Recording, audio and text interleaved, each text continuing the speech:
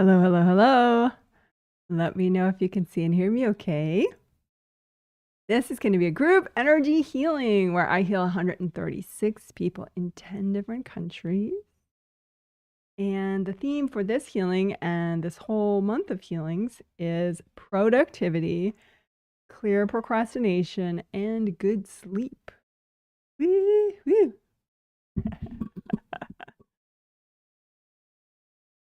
Thank you. Thank you for my confirmation. Anyway, okay. So, productivity. I'm going to get right into the discussion of it all. Okay, so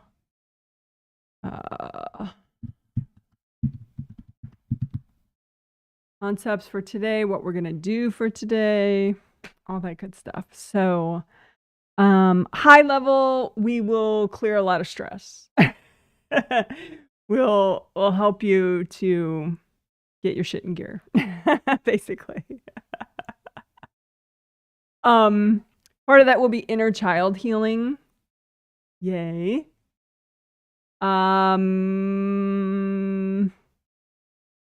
But there'll be a lot of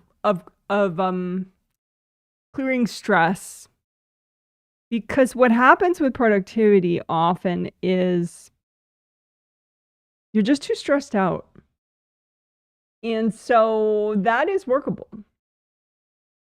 Fun fact, you don't have to fix your whole life in order to be way less stressed. It's very odd. You would think that, maybe you need 4 less children or, double the income or whatever. But it's actually how you process your situation internally that causes the stress. I mean, yes, all right. External factors are a big deal. But it's really how you handle it, how you adapt, how you process, that can make it way, way, way too much for you or not too much for you so that you can actually function really well. So we're going to help you guys function better. So avoiding stress. So that was sort of high level, right? So then let's get into a little bit more nitty gritty. Still what the concepts we're going to work today, but more nitty gritty. So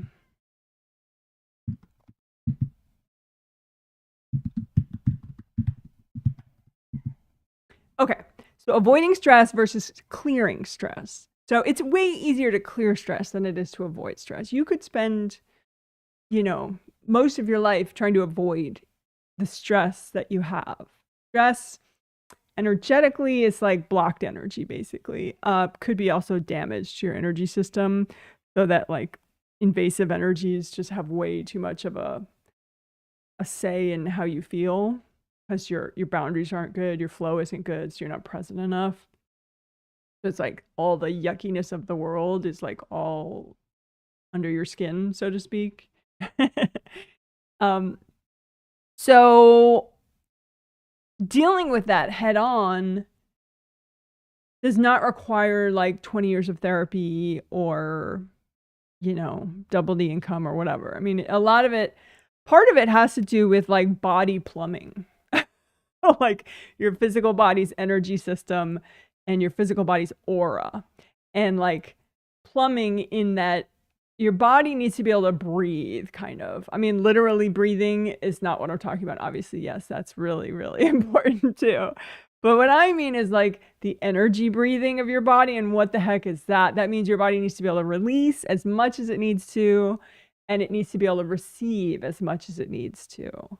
So receiving like new energy that you're trying to bring in, or receiving earth energy from the core of the earth, which is like really stabilizing and calming. So your body needs to be able to receive as much as it needs and let go of as much as it needs, right? And it can get too blocked, or, it can have too much damage. And so you get like all this external yuckiness, right? So we want everything to be flowing and repaired enough and releasing enough so that things can come in that need to come in, the good things, and things you can let go of enough. If you can't, then you can become very avoidant. Like maybe you binge watch TV too much, or Netflix or YouTube or whatever. Or maybe you just keep going back to sleep, even though maybe you don't need more sleep. Like you feel you do. It's very real that you feel you do, because sleeping feels like 1,000 times better than being awake. But maybe it's actually a bit of like an avoidance thing. That's the problem with stress. It's like anything feels better than feeling your stress. So if you're not in this sort of habit of clearing it, even subconsciously, as quickly as possible, then it just becomes more appealing to avoid it. It's like, oh, I could feel all my stress, or I could, enter a fantasy reality where time doesn't matter and I never have to go to bed and I can watch this funny show forever and ever and ever. Obviously, fantasy binge watching reality is way more fun than feeling your stress, right?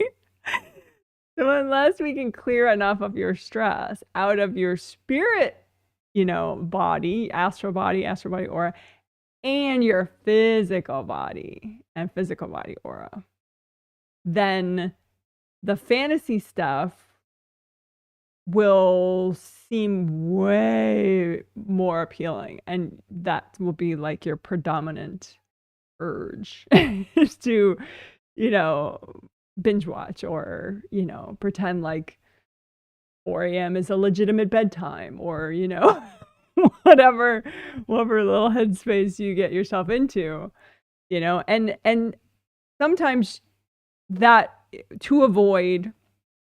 Sometimes the stress is like in your adult space, like mentally. So that's why you retreat to like an inner child space. Sometimes your inner child is stuck and wounded, and so that can get you stuck in inner child space. But a lot of times it's just that there's just too much stressful shit in your adult like mind space. And so you're like, no, time doesn't matter, I'm 8 years old now and I have no bedtime.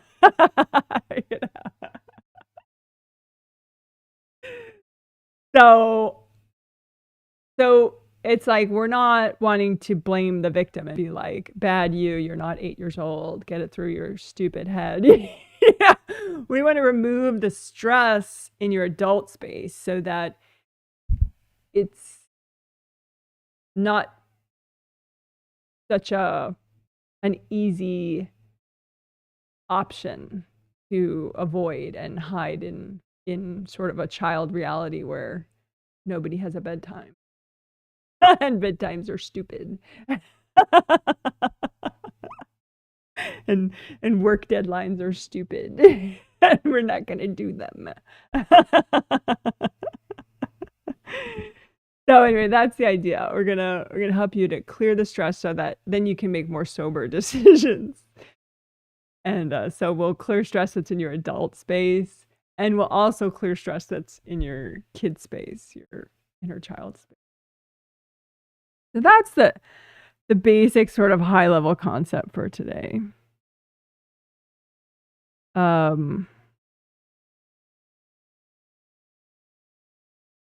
Yeah, we'll clear stress in your adult space, in your child space, and also just in your physical body space, which I already talked about how your body needs to be able to receive energy and release energy. If your body's too blocked up, your physical body and your physical body's aura, then you just feel way too much stress. And it can be past life stress. See, that's the odd thing. You would think, okay, well, you've only had this particular body in this lifetime, right? So it can't possibly be that you're feeling stresses from a past life just by trying to be present in your physical body. But your physical body gets like its share of your past life stresses that you still haven't cleared. Like some of it, that's just where it goes. It goes in your physical body.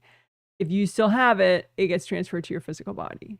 Some of it, stays with your spirit body, your astral body, but some of it, goes to your physical body. So that can be why people are like avoiding and they keep wanting to go to sleep. Because when you're asleep, you're not near your physical body. Because like some people feel like, oh, am I having multiple lifetimes at once? Because why am I so stressed? Like say if they don't have enough external stresses to justify how stressed they feel. But part of that is, you could be carrying on a lot of past life trauma from like that you haven't cleared yet, or just stress that you haven't cleared yet. So anyway, we'll work on it. There's hope. Don't worry. We can do it. Alrighty. So that's the gist of it for today. We will repeat 2 good things from 2 days ago. The sleep slide unblocking, we'll do more of that because that helps. It does help. And there's always more that you could do with that. It helps you, the sleep slide helps you to go to sleep more easily, go back to sleep more easily, and also it affects how you feel when you wake up. Because it's like the path that your spirit is taking to come into. So a little more of that is always useful. We'll do it quickly, probably. And then 2 days ago in the first healing, we did good karma window number 7 work, like really in-depth clearing on that. And I won't spend anywhere near as much time on that this time, but I do want to do some of that. So I might just throw it in with the good karma windows section, and I'll just do extra on the 7th one, the outermost one, the one in the 7th layer of your astral body. That good karma window is more significant than the others. I mean, they're all really important, but that one is more significant for like boundaries because it's the outermost layer, so it kind of sets the tone for your boundaries with invasive people and invasive beings. So we will repeat that. And there are cool things on the maybe list, but I don't know that we will get to them today. But there's more healings this month. So more cool things on the horizon. So today's healing is the second in the set of 3, the triplet set. The next one is the final one in this set is Tuesday in 2 days. And then the twin set this month is the same theme, still working all this good stuff. And that is on February 20th and 23rd. So again, just a reminder, it's different in that there are 2 days in between the healings for the twin set this month, which is true for March as well, and maybe always for the twin sets. We'll see. We'll see how it goes. See how everybody likes it, including me. All right. So exciting. Just putting out my papers. I'd like to be able to see everybody's names of who I'm healing. I can keep track of how people are doing. Oh, thank you for surveys. Just a reminder again, post-healing surveys, you don't have to do them. They're for people who I'm healing. They get them an email, a survey link to fill out a survey. You can spend like a minute or 2 on it or more if you want, but it's just to see how you're doing. I'm a pro reader. I can read why you feel more angry today or why you feel more energetic and productive today, why you just cleaned out your entire closet and you've never done that in your whole life and you've always wanted to. I can read like, okay, if that's related to the healing, if so, which technique helped you, whatever. You don't have to know any of that. It's just, how are you doing? And you can skip questions, just put your name, full name, and do whatever question you want. So a survey, it just helps me to help you more in these healings. So if you skip them, I mean, there's a potential that you would benefit less from the healings, because I'm not going to read all the 150 people after each healing. I'm more likely to read the people that have filled out the surveys as I plan the next healing. So just a food for thought. Again, you don't have to do them though. But if you do, it can help me to help you, as they say. Help me help you. All right. Let's see. So I'm going to look at chat comments, see what people have to say. If you want to, before we start the healing, and if you want to say where you're viewing from, what the weather's like, that's fine. Sometimes that's kind of cute. So anyway, someone says hello to you. Someone says hiya, hello to you. Someone says, hey, Janet, I can see and hear you from sunny Las Vegas, 56 Fahrenheit. That's nice. Thank you. Yeah, here it's maybe like, I want to say it's probably like 38 or 39 degrees out right now. It's pretty warm. I mean, for February. For us. I'm going to need to get a better outdoor thermometer though, because the one we have, it like keeps saying it's colder than it really is, because we have like bird fountains outside and I can tell they're not frozen at all, and yet the thermometer that we have is saying that it's below freezing, which is impossible. So anyway, fun fact. As a gardener, I need to know, because I need to know when to put plants out in the spring and when it's too cold. So fun fact, I will be buying a better thermometer for outdoors. Someone says, hi, 60 degrees in Texas. In the United States, I do use sleep as avoidance, yes. You know, it's not the most unhealthy avoidance, you could do. Like, probably one of the more destructive avoidance techniques is like drinking alcohol, because that will pop you out a bit like going to sleep would, but you're not asleep. But it's a toxin for your liver, and apparently it gets in the way of some of your sleep cycles, which can get in the way of like the restorative processes that your body has to do while you're asleep. So the alcohol is probably one of the more destructive avoidance techniques. But yeah, napping or sleeping extra hours more than you need is an avoidance technique. That's true.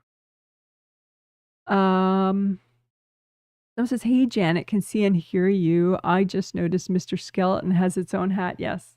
I talked about that 2 days ago as well. Yeah. Yeah, that's thanks to my husband. That was his contribution to Mr. Skeleton. Or as he has some name for the skeleton. I forget what he calls it. Anyway, someone says, yippee-ki-yay, hello to you. So glad that this healing is underway. Yes, the live stream is underway. The healing is not yet underway, but it's soon to be underway. 80 degrees Fahrenheit in Florida, where you are.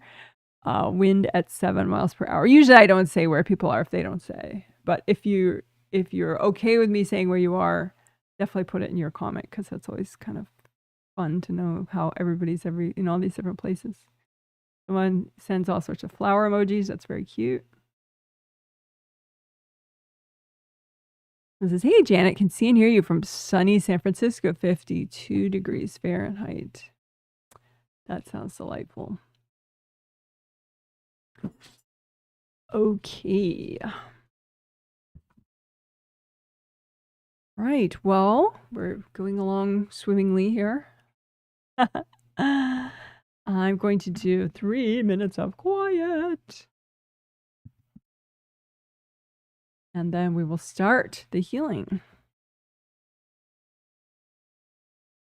During the 3 minutes of quiet, I just finish my prep and I say hi to the angels, and I say hi to the people that I'll be healing, who purchased this healing in advance on my website, jwhealing.com. So let me be quiet now.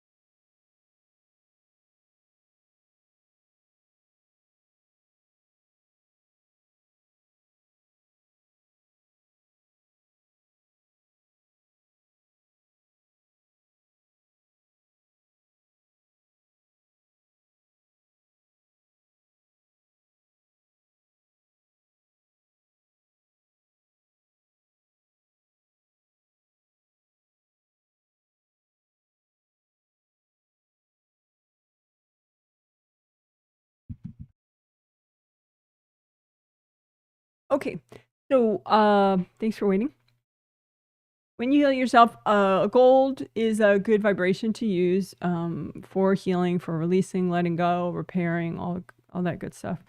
And you can generate a lot of gold light with your hand chakra, which is an energy center that everybody has in the palm of their hand, and also with your fingertip chakras, one in each fingertip. And you can set those energy centers to a metallic gold color just with your intention or your thought. You don't have to be able to visualize energy well or at all.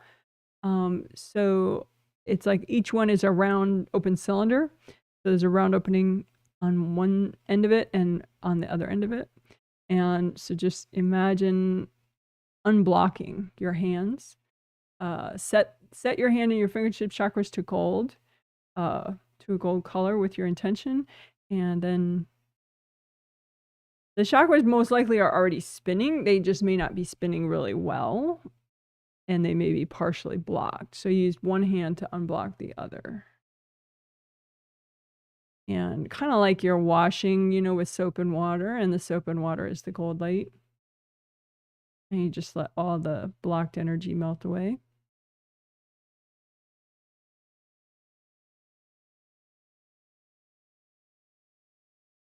And you can also heal your shoulders and your arms, your elbows, your wrists. You could have a copy out in front of you of all that if you want, or you can do it locally like this.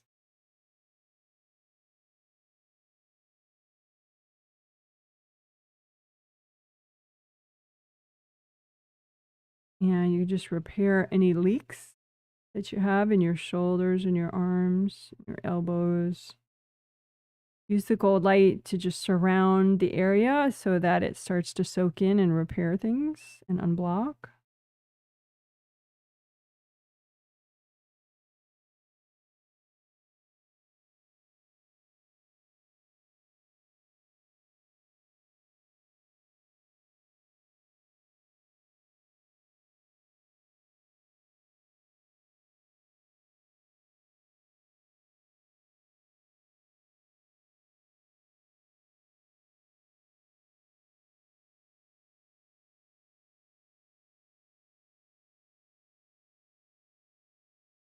All right. And then, like I said, you could do direct healing.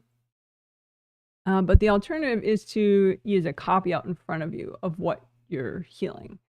So like I was just doing your wrists and you make a copy of your shoulders, your arms, all the way down to your fingertips so you can heal it like that.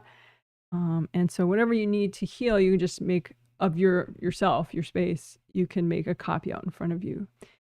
So let's do grounding that way.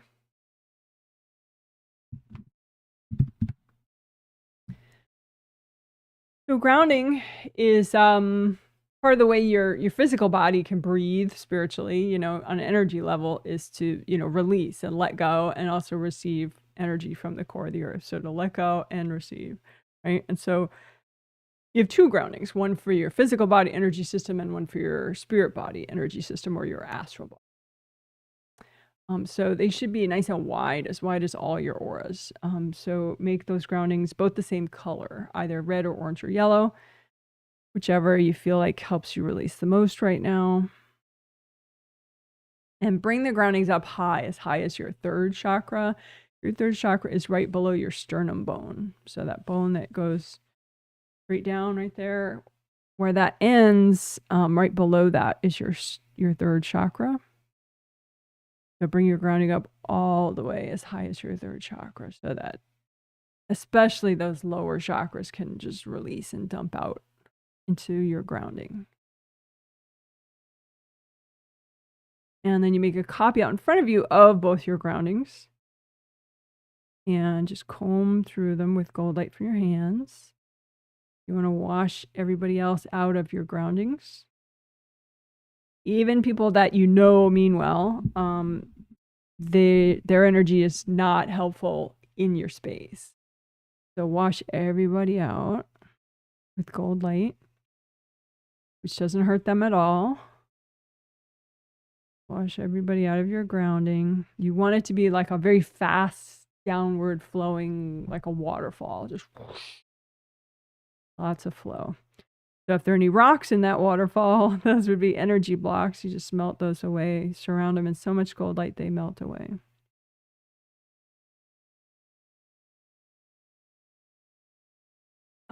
Indie grounding is where you check the outer surface of your grounding and you run gold light all the way down it, all the way around, and you melt away any attachments from other people or any hard objects that are sticking out of your grounding that maybe someone threw at you. Melt all that away. Your grounding works best if it's only for you. And it's not helping anyone else to let them plug in. It just blocks everybody up.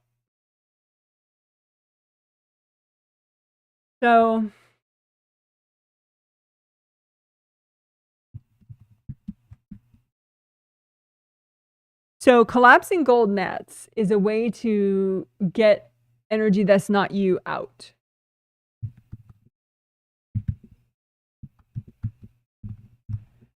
So you can clear out invasive energy pretty easily with collapsing gold nets. So you imagine like a little mini version of your whole space. So that would be both your groundings, right? And then your physical body and your astral body are within there. All your auras, your 17 auras that looks like a big bubble, but it's really 17 bubbles in the same place if you're present and awake. So you have your auras, your 17 auras, your physical body, your astral body, and then both your groundings, right? And just, you don't have to see that perfectly. You just imagine, okay, this, with your intention. Okay, I made a copy of my whole space, right? And then you want to make big gold netting, like a cube of it that's bigger than all that, and then collapse it in and drag it through your space so that you tangle up whatever's not you in the netting. And you drag it out and give it to your angels. Angels, here you go. So big collapsing gold nets. Collapse them in, drag out everything that's not you in the gold nets, give them to your angels. Angels, here you go. So big collapsing gold nets, collapse it in, drag out whatever's not you. Angels, here you go. Home through your whole space, including your grounding. And we can do some gold nets just for your grounding also. So big collapsing gold nets just for your grounding. Collapse it in, drag out whatever's not you. Give it to your angels. Angels, here you go. Collapsing gold net just for your grounding. Drag out the junk. Angels, here you go.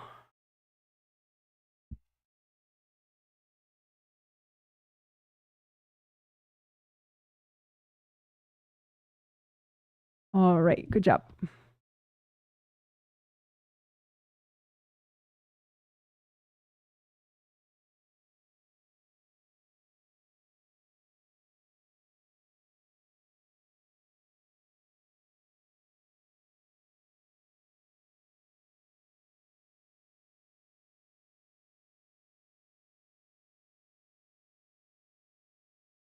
Okay, so aura repair for your 17 auras.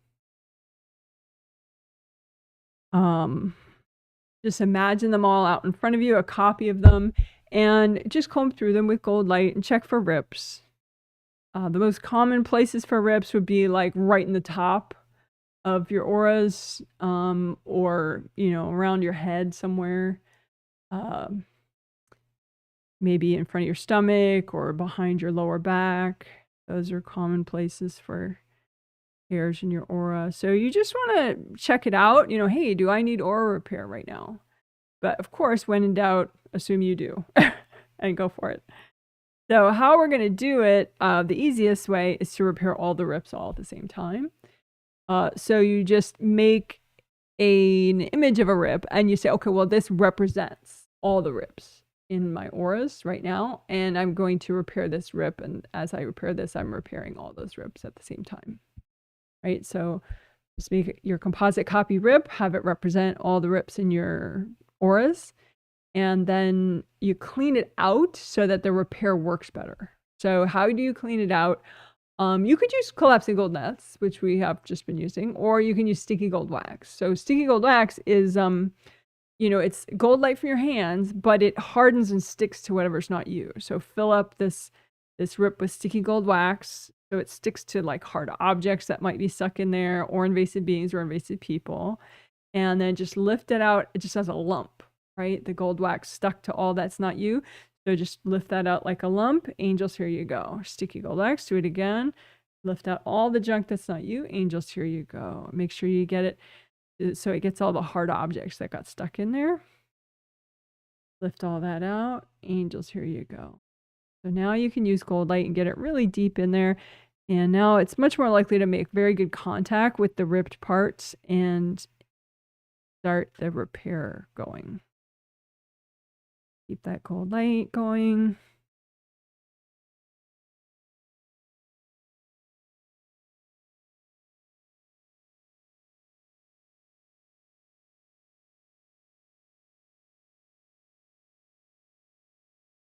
All right, so you probably repaired most of your rips just by doing that. But there could be some leftover rips, so we'll do the process one more time.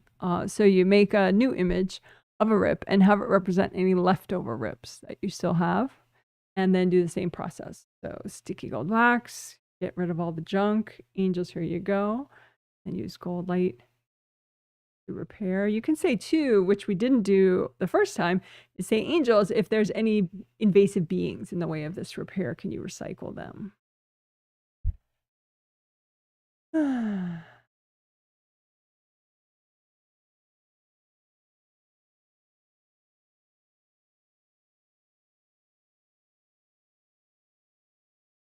All right, good. So then you can look at all the auras again. And again, if you can't see, that's fine. Just have a copy of all your auras out in front of you. Comb through it. Check the outer surface. Use extra gold light if you feel any leaks or your intuition says, okay, right there, there's a leak. Use lots of extra gold light so that it can fully repair and stop leaking.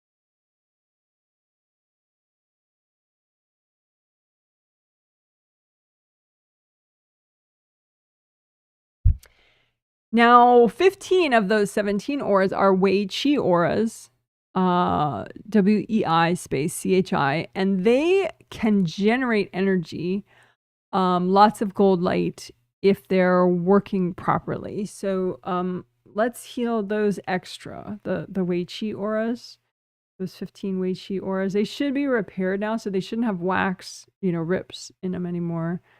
But they may just be like a little depleted and not doing their job properly to make a lot of gold light. So there are gold mesh spheres within those Wei Qi auras that are supposed to be doing the generating of the gold light. Like it's like a gold mesh sphere that surrounds you in that aura, and there'll be an inner one, a middle one, and an outermost one. So each of those 15 Wei Qi auras have an innermost mesh sphere, a middle one, and an outermost one.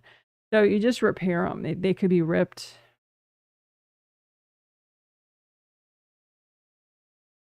You want them to be doing their job and generating lots and lots of gold light for you so that your auras are strong and that you have that big quantity of gold light always coming towards your physical body meridians and nourishing them.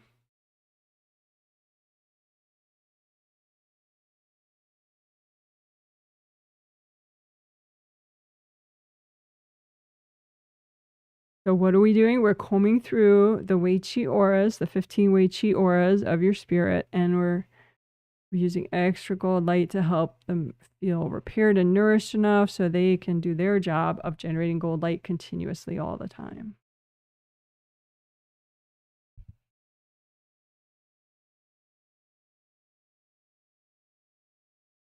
All right, good enough. You can redo your gold buffer zones. Those are for the physical body aura and the astral body aura. You can make like a big gold buffer, or like an extra aura attached to the outside of it that's all gold and flowy, so that if someone tries to damage one of those two auras, physical body or astral body aura, they have to whack through that gold buffer first. So you keep recreating that. It's an extra level of protection for your physical body aura and astral body aura.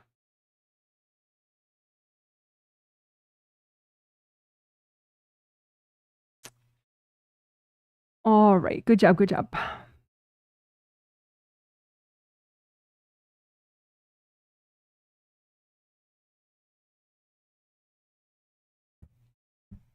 Okay, so your creative rings are up here, 1, 2, 3.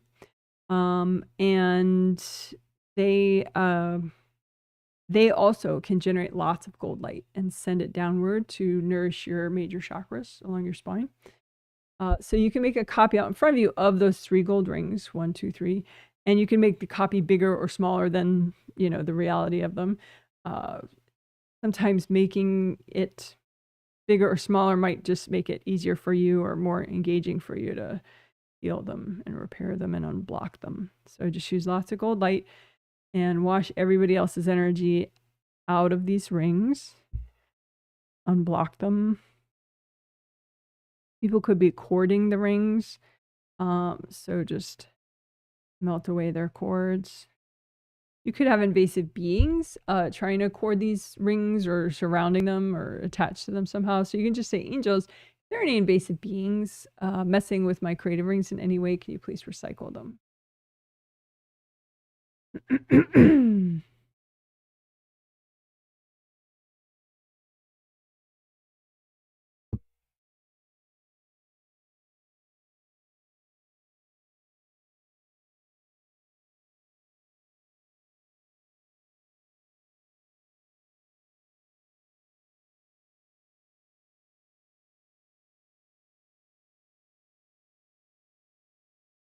You want the flaps of your creative rings to fall shut. So you don't want them stuck open like this. This is what it would look like, a top-down view of one of your creative rings if the flaps are open. Why would they be open? If somebody, a person or invasive beings are cording enough and sending enough energy that's not yours into them, they get irritated. That energy just kind of puffs out the flaps. So just melt enough cord so that the flaps fall shut. So it's a nice smooth outer surface of the rings.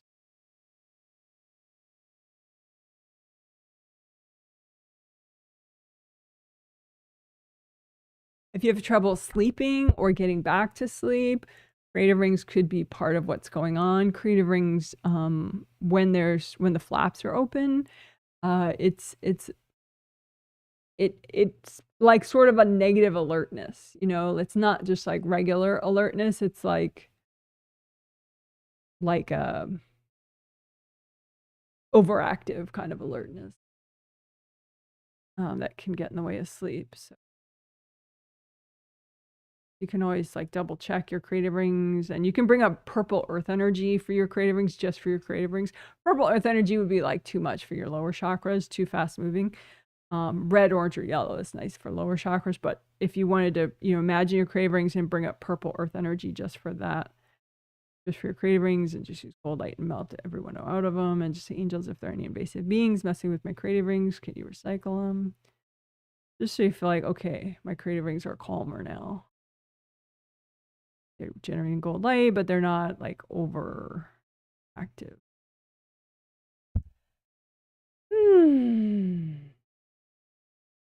All right, cool. Good job.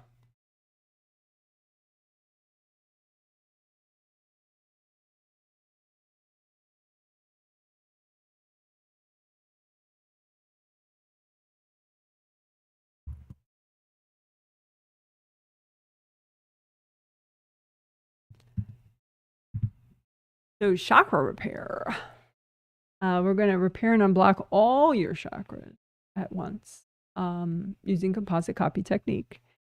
So all chakras, meaning the 7 astral along your spine, 7 physical chakras along your spine, and then all the other chakras as well. You have lots of chakras, like all your acupuncture points in your physical body. Those are all chakras. So all that writing there is showing acupuncture points in your physical body. You have them all over the place. But you have other chakras as well, like around each joint, all sorts of chakras. So, because they help energy flow, they help generate energy and they help keep it moving. So anyway, let's repair all of them at once. So this is a basic chakra shape, an open cylinder. And so you can make an image of a basic, of a chakra and have it represent all of your major and minor chakras. And then you use cold light to repair and unblock and melt cords. So as you're healing this composite copy chakra, you're healing all your chakras.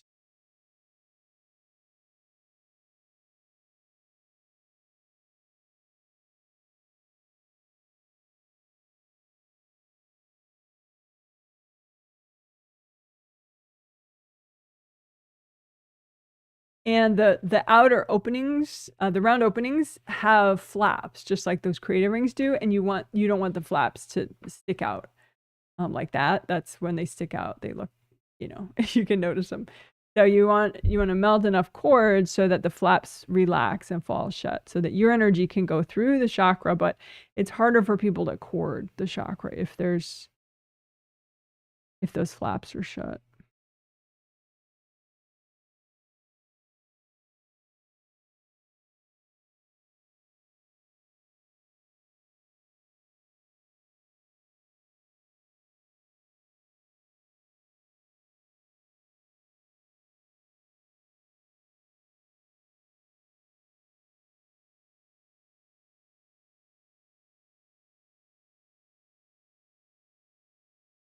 There could be so much baggage that one of your chakras is not repairing properly. So you can lift out any baggage, especially stuff that's in the way of repair, and melt it away or blow it up.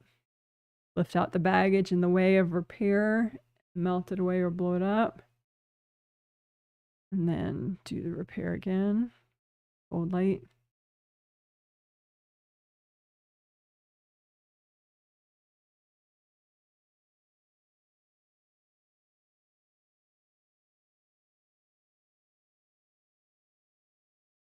You could do collapsing gold nets around your composite copy chakra. So make a big gold net, a big cube of gold netting, and collapse it in and drag out all the junk that you're ready to let go of in your chakras and give it to your angels. Angels, here you go. Big collapsing gold nets, drag out any energy that's not yours in these chakras that is good to get rid of right now. Give it to your angels. Angels, here you go.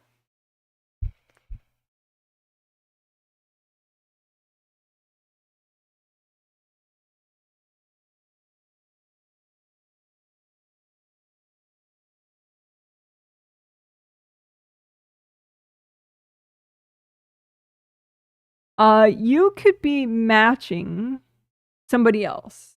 You could be matching like a large group of people, say people with your same political views or your same religion or your same like country of origin.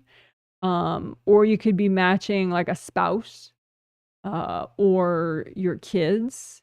So as you heal your chakras, you can just match yourself. Like, that's okay. You can still be a part of a family or a part of a couple relationship or a part of a, people of a certain nationality or religion or whatever, but it tends to be much more comfortable and you tend to be much more productive and functional if you're not matching other people. So just run gold light through your chakras, and as you do that, allow yourself to unmatch other people.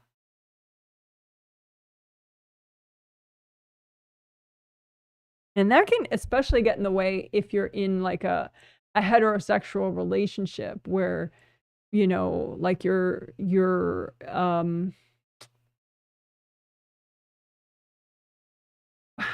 heterosexual, I guess male-female relationship. So you could have been transgender male or transgender female or whatever. But if you're matching your partner and they're set at a different gender vibration, because male vibration tends to be lower, more slow moving. Female vibration tends to be faster, even if you're transgender female or transgender male, whatever. So if you just match yourself, then you're going to be, you're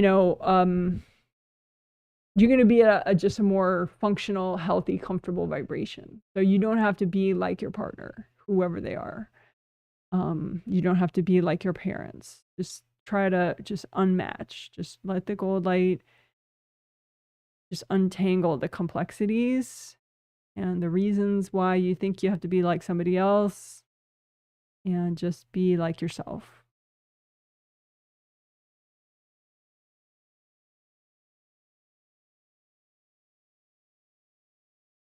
As you run gold light through your chakras,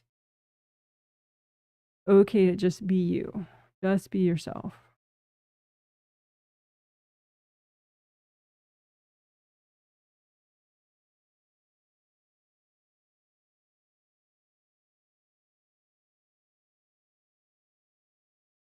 All right, good job.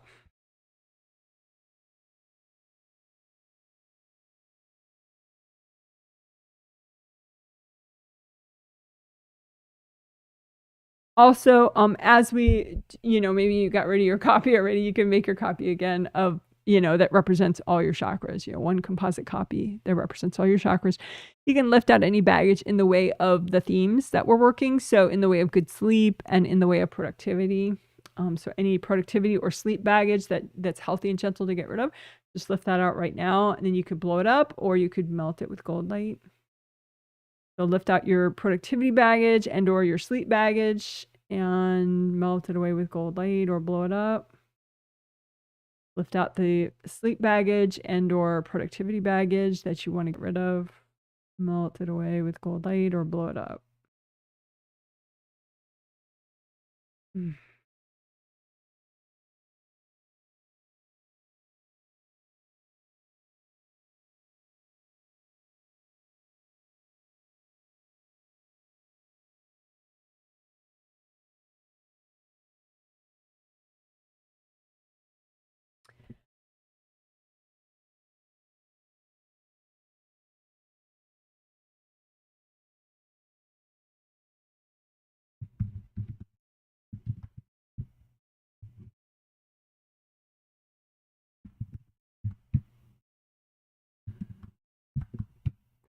Okay, so for to help with safety and also just interpersonal relations, we'll do angel assisted conflict resolution flowers, and we'll uncord backlash people. So what are backlash people? They're people that are more likely to whack you, to throw energy at you, because you're growing and changing, you're transforming, you're trying to do new things, or be more productive, change in some way that is somehow triggering to them subconsciously, right? So we can make energy healing flowers that may help them be more centered and be less likely to throw energy at you. Because people that throw energy at you, they're not doing it for fun.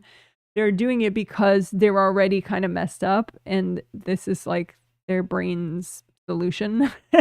So they're already in this sort of impaired state where they would be doing something that's not in their best interest karmically.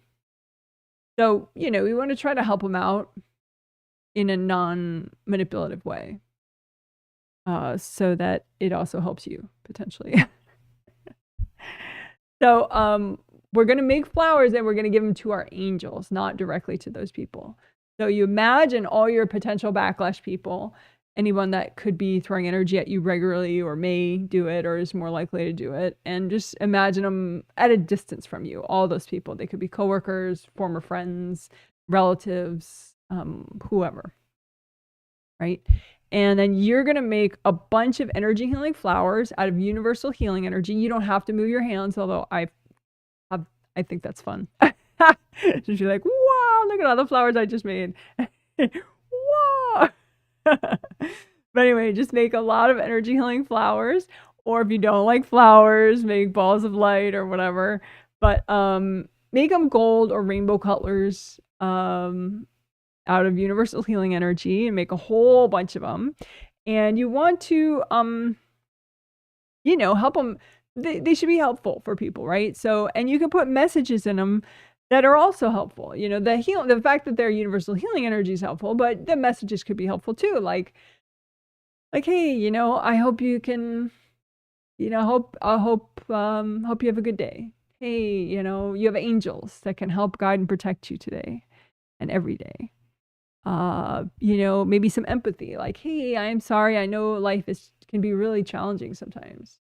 Hey, karma is real, and so it's always in your best interest if you help and protect yourself and you respect others.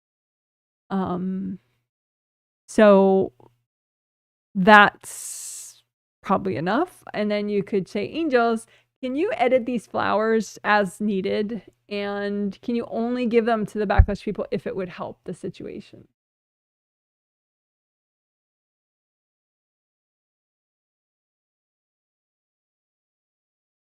And then you can just like sort of imagine, get a sense of like, okay, well, are the angels giving them to everybody? Or some of them, maybe the angels didn't deliver the flowers because it wouldn't help.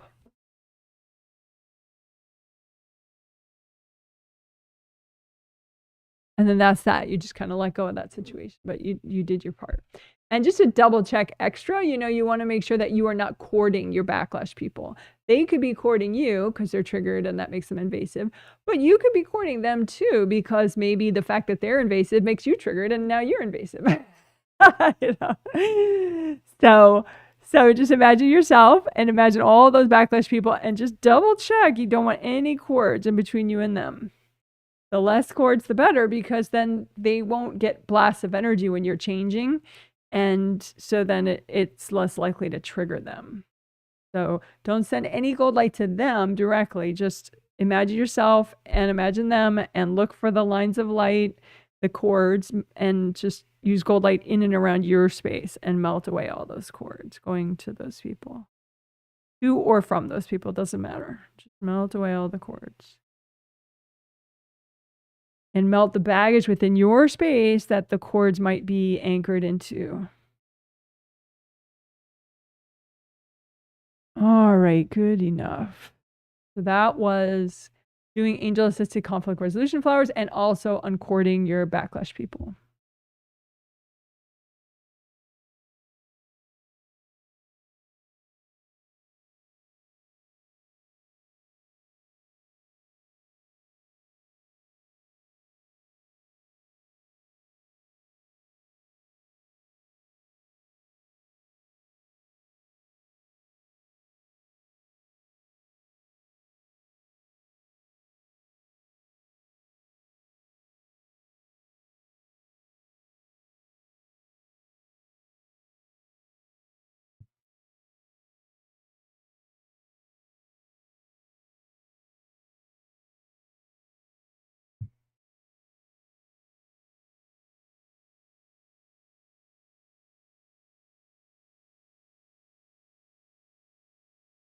Okay, so GKW, what the heck is that? That's my abbreviation for Good Karma Windows. And I try to use that abbreviation a lot so that you know what it means.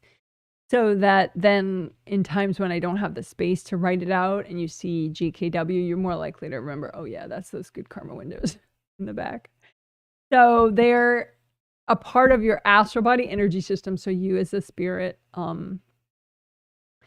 and they're back here 1, 2, 3, 4, 5, 6, 7, and they're windows. They look like triple frame windows,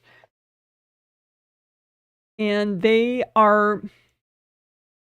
like a boundaries thing back there. And so if they work well, then only the good stuff comes through and not the bad stuff, basically.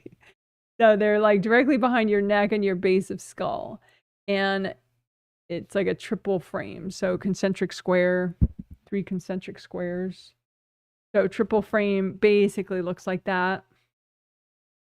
And so they'd be the color. So, if you do the chakra colors, red, orange, yellow, green, light blue, deep blue, purple, then they would be those colors of your energy. So red, orange, yellow, green, blue, deep blue, red, orange, yellow, green, light blue, deep blue, purple. All right. So the 7th good karma window is this one in the 7th layer of your astral body aura. And it's purple if you set your 7th chakra to be purple. Okay. And so we can heal that one first. We did heal that one a lot a few days ago. And I'm just sort of going to go back and forth between healing all 7 of them and healing just the 7th one.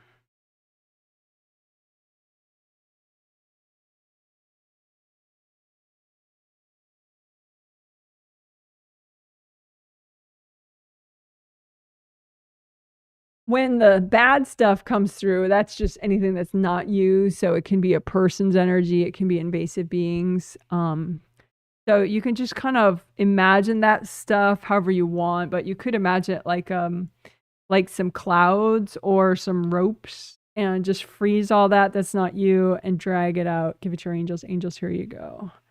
So freeze anything that's not you that's kind of working its way through the windows and anchoring itself in either your base of skull points or your upper chakras. And just freeze all that junk and give it your angels. Angels, here you go.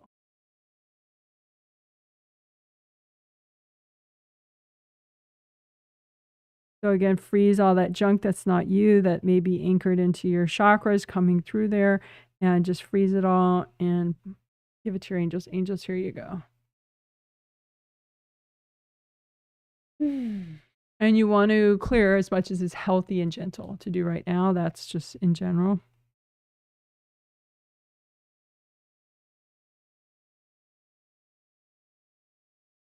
And with the 7th good karma window, I did a lot of very specific, like I did drawings of the way things can, the way the energy that's not yours could look.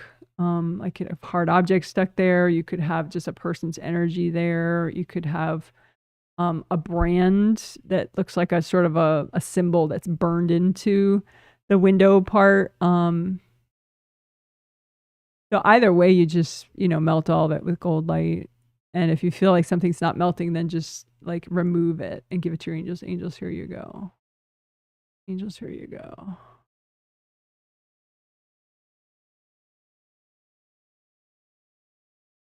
So again, you can do that. You can find that kind of junk in any of the windows and remove it. It's just that we did extra with the 7th window, especially because of its benefit to strong boundaries overall. But 3rd chakra, I have talked about how 3rd chakra is most associated with productivity and good sleep. So we could do a little bit extra with the 3rd.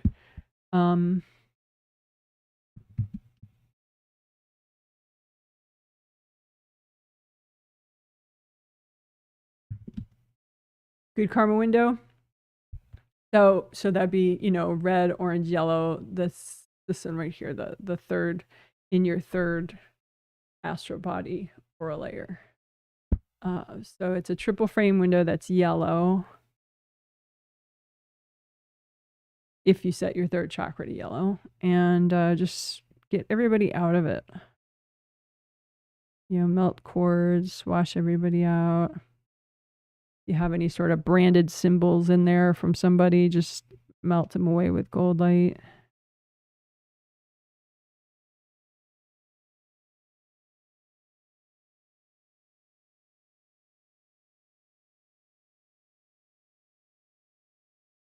And this is a part of your energy system as a spirit, you as a spirit. So it can certainly, even your physical body, I was talking about how it can have past life baggage in it that got deposited into it when you came into this life. But certainly your astral body can have past life junk in it, control devices or whatever. So better late than never to clear stuff.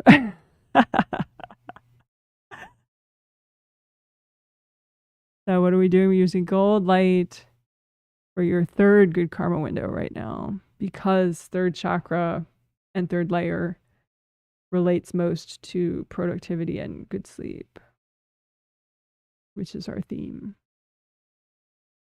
You say, angels, if there are any invasive beings that are affecting this area, can you please recycle them?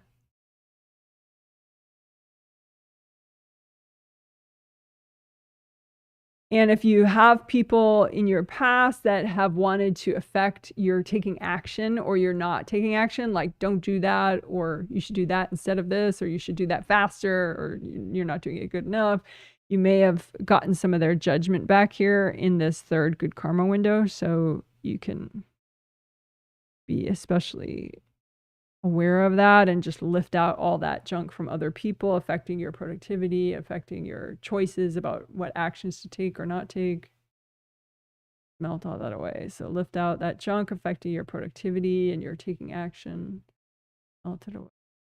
Lift all that out.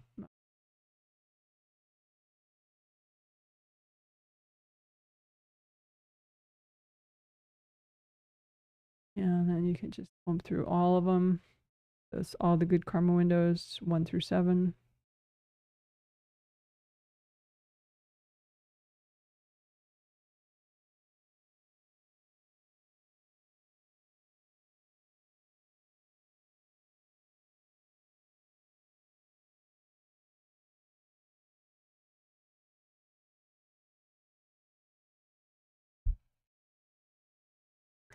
One productivity thing you may have an issue with is getting sidetracked. Someone mentioned that in their survey this time for the last healing, you know, the survey I just read.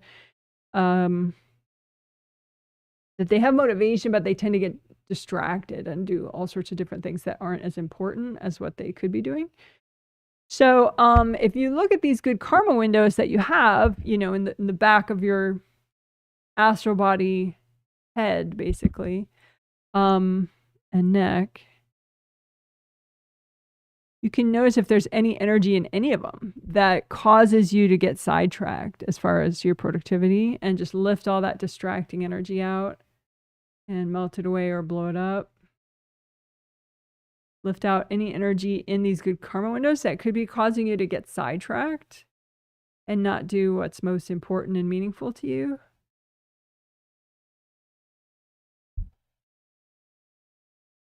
Lift out again from your good karma windows area anything that's caused you to get sidetracked and not make the most beneficial choices for you as far as action.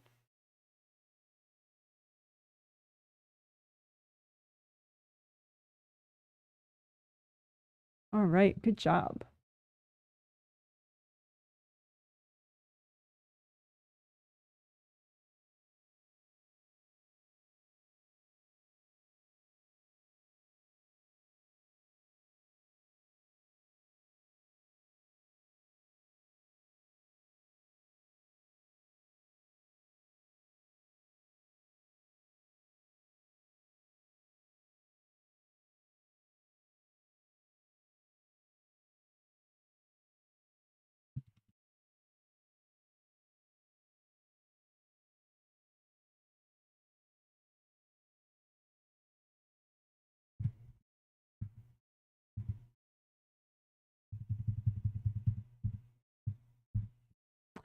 Okay, so I had talked about this already in the intro discussion section before the healing started. I think the heading was something about avoiding stress versus clearing stress. The heading of what will be that chapter. But part of what makes people avoidant is if they have too much stress in their physical body. And part of what gives you too much stress in your physical body, so your physical body and your physical body aura as well, is that your body and your body's energy system can't breathe properly. And I don't literally mean oxygen coming in and carbon dioxide going out. I mean being able to receive energy, good energy that you're trying to bring in from above, or earth energy you're trying to bring in from the core of the earth through your grounding. So being able to receive in that way, or being able to let go and release old stress, blocked energy, other people's energy, and just let it go. So that is sort of what I'm talking about when I say breathing in quotes, that your body, your physical body needs to be able to breathe. If it can't, it just gets so bottled up with stress, and then you can become avoidant, and all that energy that could be used towards having fun and being productive only then goes towards like an avoidant sort of, maybe avoidant fun, or maybe just avoidant, plain old avoidant, not even that fun. So we want to let your body breathe. Okay, physical body, including physical body aura. That has a lot to do with this breathing I'm talking about, is your aura itself of your physical body. Your physical body aura has 7 layers, just like your astral body aura. 1, 2, 3, 4, 5, 6, 7. They're like layers of an onion. They wrap all around you, right? So they go above your head, below your feet, behind you, all around, right? So if you just imagine your physical body and your physical body aura, just comb through it, you know? This is the doing part, right? Just comb through it. Your physical body aura, comb through your physical body as well. The major chakras are along your spine, and then there are all these really cool meridians in your physical body. Traditional Chinese medicine meridians. Super, super cool. But your body needs to be able to breathe, right? So can it breathe? Can your aura breathe? Your physical body aura? Or is it just too tight and clenched? So use gold light and melt away all the hardness in your physical body auras.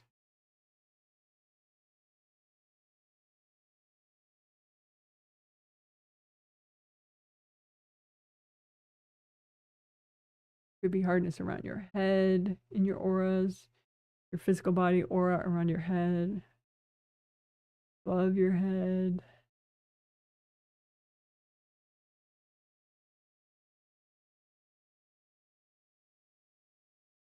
Again, we don't want you to be avoidant. We don't want you to be tempted to be avoidant. And you're tempted most to be avoidant when you just have too much freaking shit everywhere in your space, right? So what is the freaking shit? Well, the shit is blocked energy that reminds you of traumas or reminds you of situations or people. It's like, that sense of like, oh my God, everything all at once. I just can't handle it, right?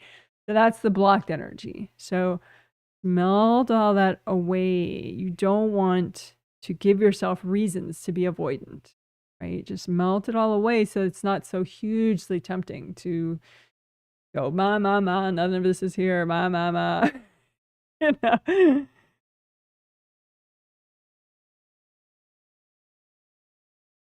You can also, above all of your auras, really, above the top of all your auras, you can unblock that too. That might have some really heavy stuff sitting up above the top of. So if your top of your aura is like here, above there, all stacked up. So melt that away. Why would you have stuff up there, like blocks up there, if it's not even your aura as well? It could be somebody was trying to, kind of smash it into your aura from above, and your aura was too strong, so it couldn't get through your aura, but it's stacked up there. So it's kind of good news because it didn't like come crashing through your auras, but you still need to clear it. Melt it away with gold. Not up there creating like a pressure.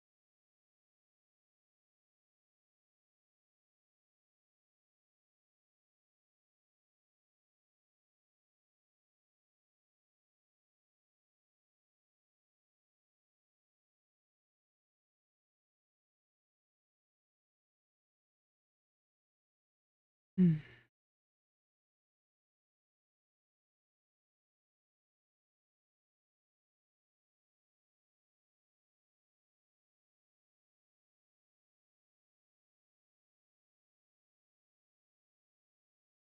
And of your physical body aura, you can have blocks anywhere.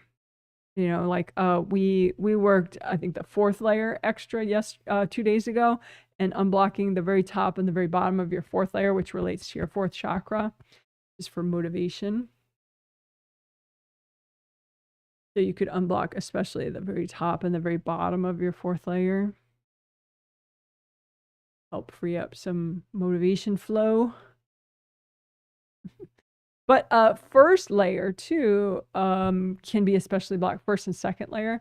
So 1st layer, if you have fear, anxiety issues, financial issues, 1st layer, because 1st layer is for courage, safety, and abundance. So we could unblock that extra. And also 2nd layer is emotions, emotional wellness, and stability, sensuality, and also sexuality. So you can have blocks there that may be just making you stressed out enough that you want to avoid.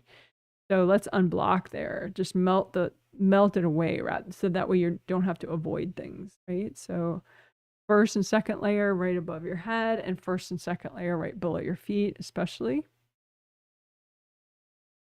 Melt the blocks there.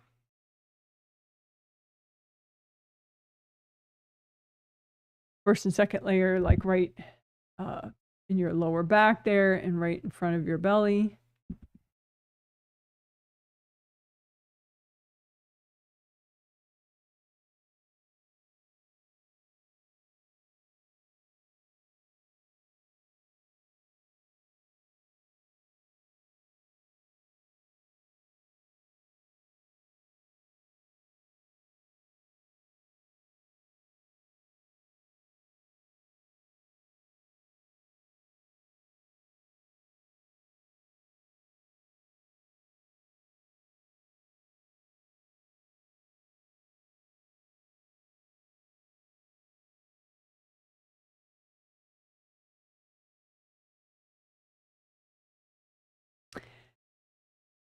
When energy blocks get triggered, they tend to move in front. So while we do, especially, we want to unblock him back as well. Sometimes, like if fear or emotional baggage is triggered, it'll be in front. So you can especially unblock your first and second layers right in front and melt cords from other people going into those triggered energy blocks and melt the blocks.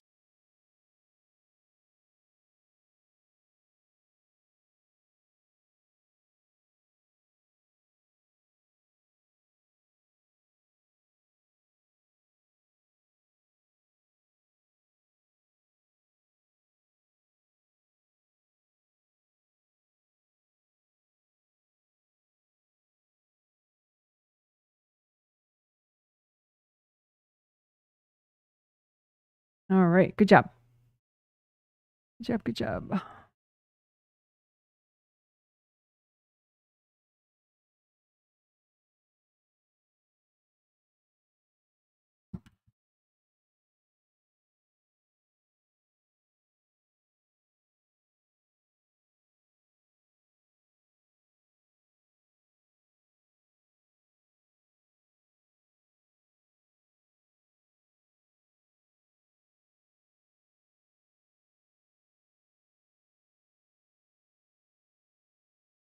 And we'll do that just a little bit more because we want to also be mindful of that, the stuff you might be avoiding could be from past lives even.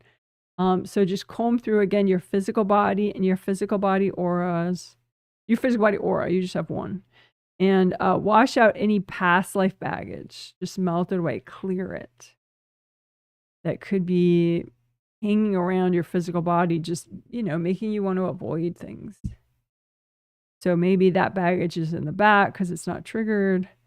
But whatever past life baggage that your physical body has ended up carrying, melt it away. You could have dumped energy from other people too in your physical body space. Maybe you have siblings or family members that have a lot of opinions about, about maybe your body's weight or your health issues or something. And so whether they mean well or they're just being judgy and negative, either way, having their energy and their opinions in your body space can be yet another thing that you're feeling like you want to avoid. So just wash all that out. It's much more efficient just to wash it all out, to clear it, rather than to let it stay there and then you're being avoidant, wanting to be anywhere but your physical body.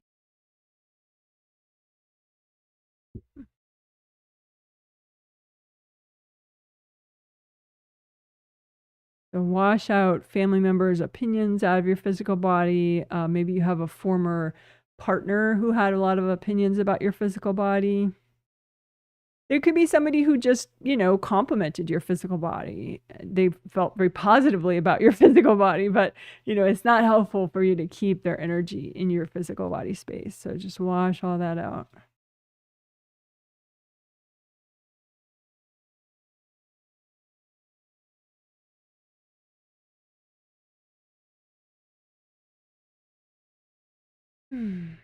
All right, good job. So that was, somehow I drew all over myself with marker. I don't know when I did that. But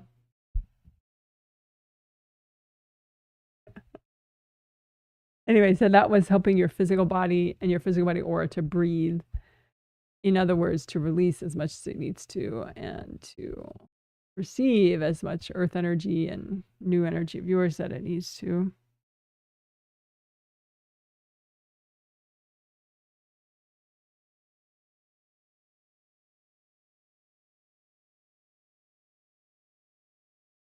All right.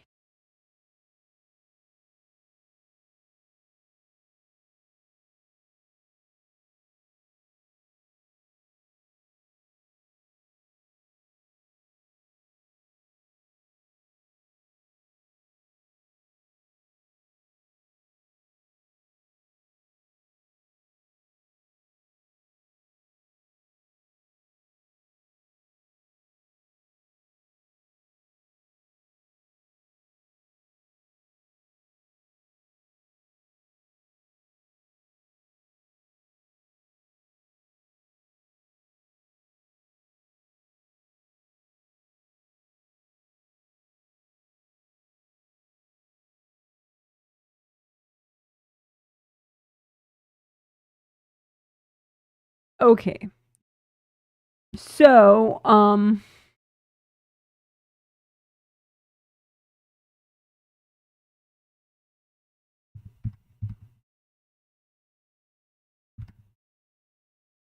we were talking about avoiding versus clearing stress. And one of the ways that you can have stress is it's like it's in a certain aspect of you, like a certain space. So you can have a lot of stress. Maybe if you had a really stressful childhood, you could have a lot of stress stored in your child space, or you can have a lot of stress stored in your current adult space, or maybe from like 10 or 20 years ago or whatever, so you were still an adult, but you were younger than now, right? So you can imagine these like little compartments, and you want to clear the built up stress out of all the compartments, because otherwise it might motivate you to be in one space and not the other. And why would you want to be in a child space? Well, you can have part of your energy in a child space in a healthy way, in that, some innocence, some playfulness, some spontaneity, some, like ability to sort of shrug off stresses. That can be sort of a healthy use of some of your child energy, some of your own child energy. It can get way excessive and unhealthy if you have so much stress in your adult space that then you're just this child space mind that never wants to go to bed and wants to eat everything in the world, or whatever, like it's always like you can suspect like some kind of an imbalance with your adult versus inner child ratio if you get into this space where you're like I don't want to think about bedtime, I want to stay up forever, I want to like when you suddenly don't want to have any awareness of time whatsoever. You don't want to factor in how long something takes, or what you're going to need to do tomorrow, and how much sleep you're going to need. Like if that is just like you have pushed it completely out of your brain, and you're maybe doing things that aren't in your best interest, then suspect some kind of an avoidance thing where there's too much stress in your adult space, so you're now like only in a child space. So anyway, long story short, you can imagine these as sections of yourself, and clear out the built up stress in all the sections so that there's nothing for you to avoid. So then you can, to the extent that's healthy and gentle to do right now, so then you can not be so driven by avoidance. Hope that makes sense. So you can imagine these as different gardens if you want, or you can just imagine them as like buckets and see if the bucket's filled with stress or not, or whatever. But keep it as simple as you need to, and just imagine. So go ahead and imagine a child space, a younger adult space, and an adult space. And I guess you can imagine a past life space, because you can sort of shove your energy into the past as an avoidance mechanism.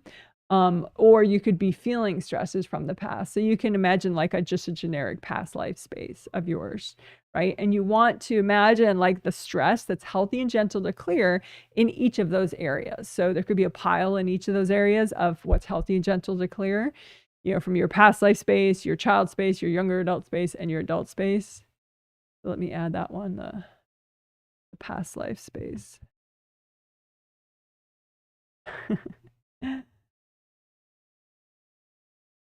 Okay. So just imagine your piles of what's healthy and gentle to clear from each space. And then we're going to say, angels, can you double check these piles? So make sure they're healthy and gentle to clear right now. And then you could, if you want, you could blow them all up all at once, or you could use gold light and melt them with gold light, or you're feeling like doing. And if any of it you're having trouble clearing, just gather it up. Say, angels, can you help me with this?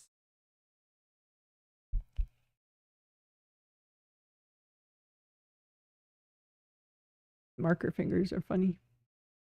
Okay, so let's do that again. So imagine, spaces however you want. They don't have to be detailed things, but there's a past life space of yours. There's a childhood space of yours, a younger adult space of yours, and an adult space of yours. And just imagine what stress is in each area that you would like to avoid and or is getting in your way, right? And what's healthy and just put all of it, imagine all of it, and then we'll have the angels reduce it as needed. So if it's too much to clear right now. Okay, so you can say, angels, can you please check all these piles and make sure it's healthy and gentle to clear right now.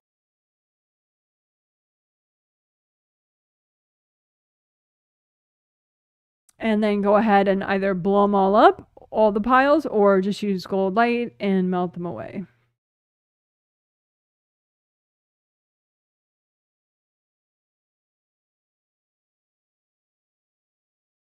And if any of it's still left over, don't torture yourself with it and avoid it forever and ever. Just gather it up and give it to your angels and say, angels, can you help me with this? All right. Good job, good job, good job.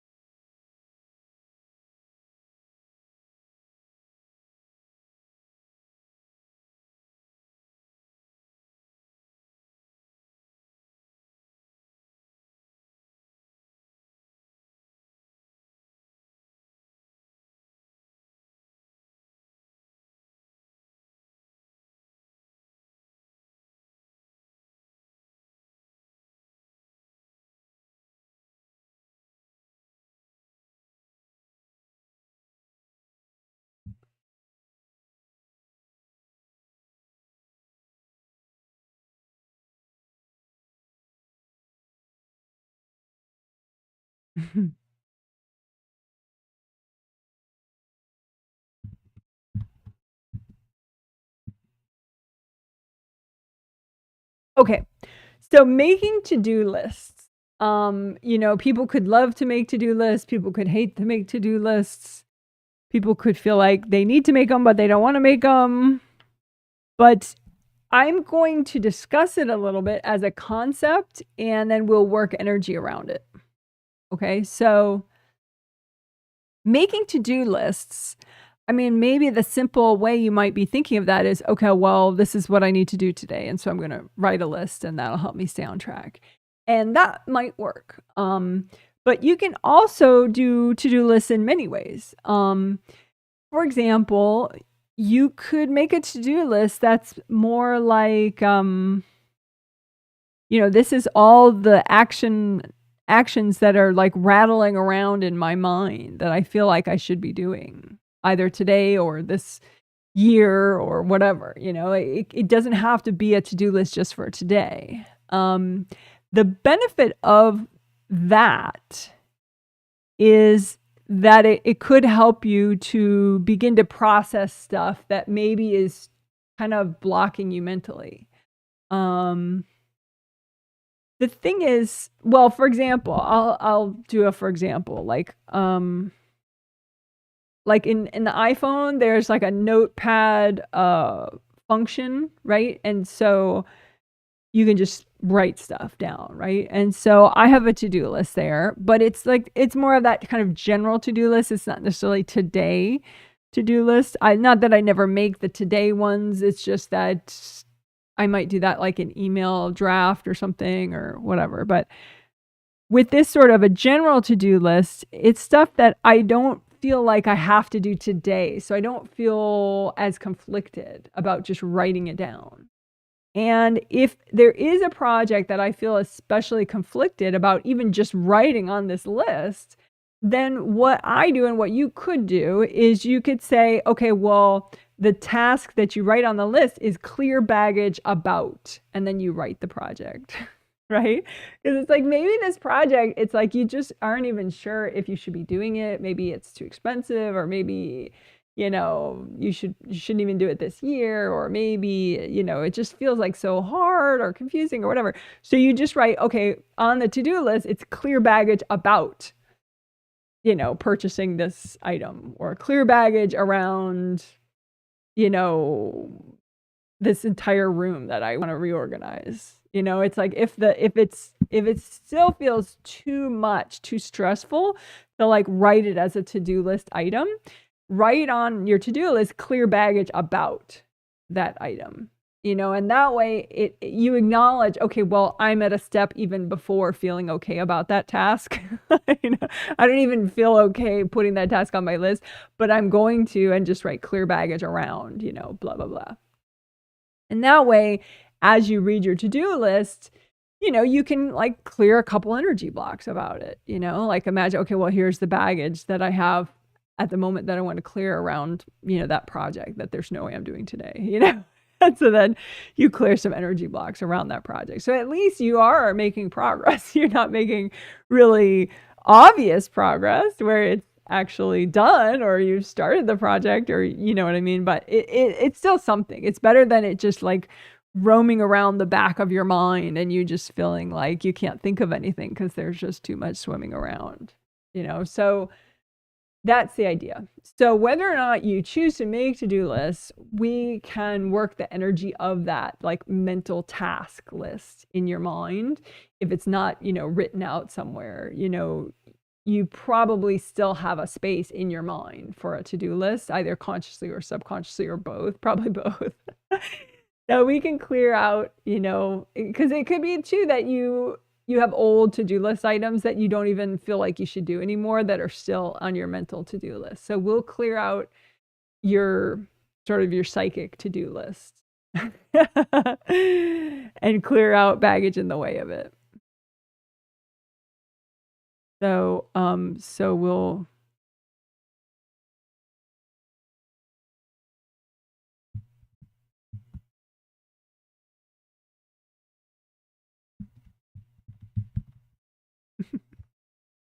clear to-do list baggage.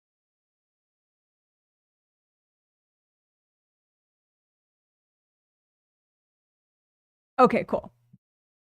So you can do this however you want. You can imagine like a conscious to-do list as like a piece of paper, and imagine your subconscious to-do list as like 5,000 pieces of paper, maybe. However you want. And then just run gold light through both of them. You can bring up red earth energy and soak both of them. Maybe even blue earth energy to soak both to-do lists, or yellow earth energy. Since, the third chakra is kind of about to doing and taking action, but like blue for your mind and thinking. So whatever, bring up some earth energy. Soak your to-do list and gold light. You can watch other people out of your to-do lists.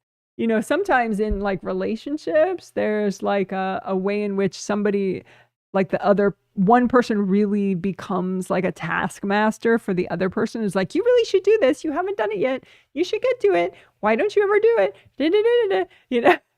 So you don't want to be that person, and you don't want to like have that done to you. So just wash everybody out of your to-do list. And you could, make a big gold magnet and call your energy back out of everybody else's to-do list. Like maybe, if you have kids, you're trying to force them to do their homework, and believe it or not, if you're in their space about it, it's just going to give them even more motivation to be avoidant because it's painful to have other people in your space. So just big gold sun or gold magnet of some sort, use that magnet to call back your energy from everyone else's to-do list. And then just, you can say, angels, can you clean off this energy? And then give it back to yourself. Okay, so one more time, use the big gold magnet to call your energy back from other people's to-do list, right? Call it back into your gold magnet and then say, angels, can you clean off all this energy? And then give it back to yourself, right? And then you're looking at your own to-do lists, your conscious to-do lists and your subconscious to-do lists, and just wash everybody else's energy out of these to-do lists, wash any guilt out of the to-do lists, any shame, any fear, any nervousness out of your to-do lists. Because you want these lists to be conducive to thought, productive thought and planning. So you can prioritize, you can, order things, you can be logical, right? So is the overall vibe of your to-do list logical and practical, or is it like guilt, guilt, guilt, right? So just set the vibration of your to-do list to a vibration that's going to work for you. Both of them, your subconscious to-do lists and your conscious to-do lists.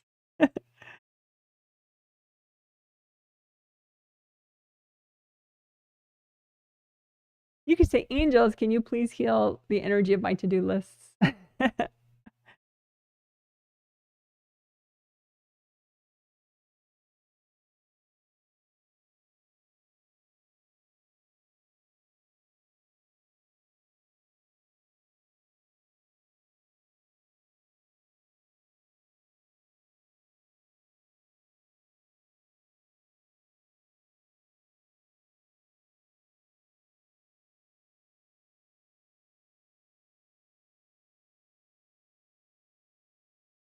All right, good job.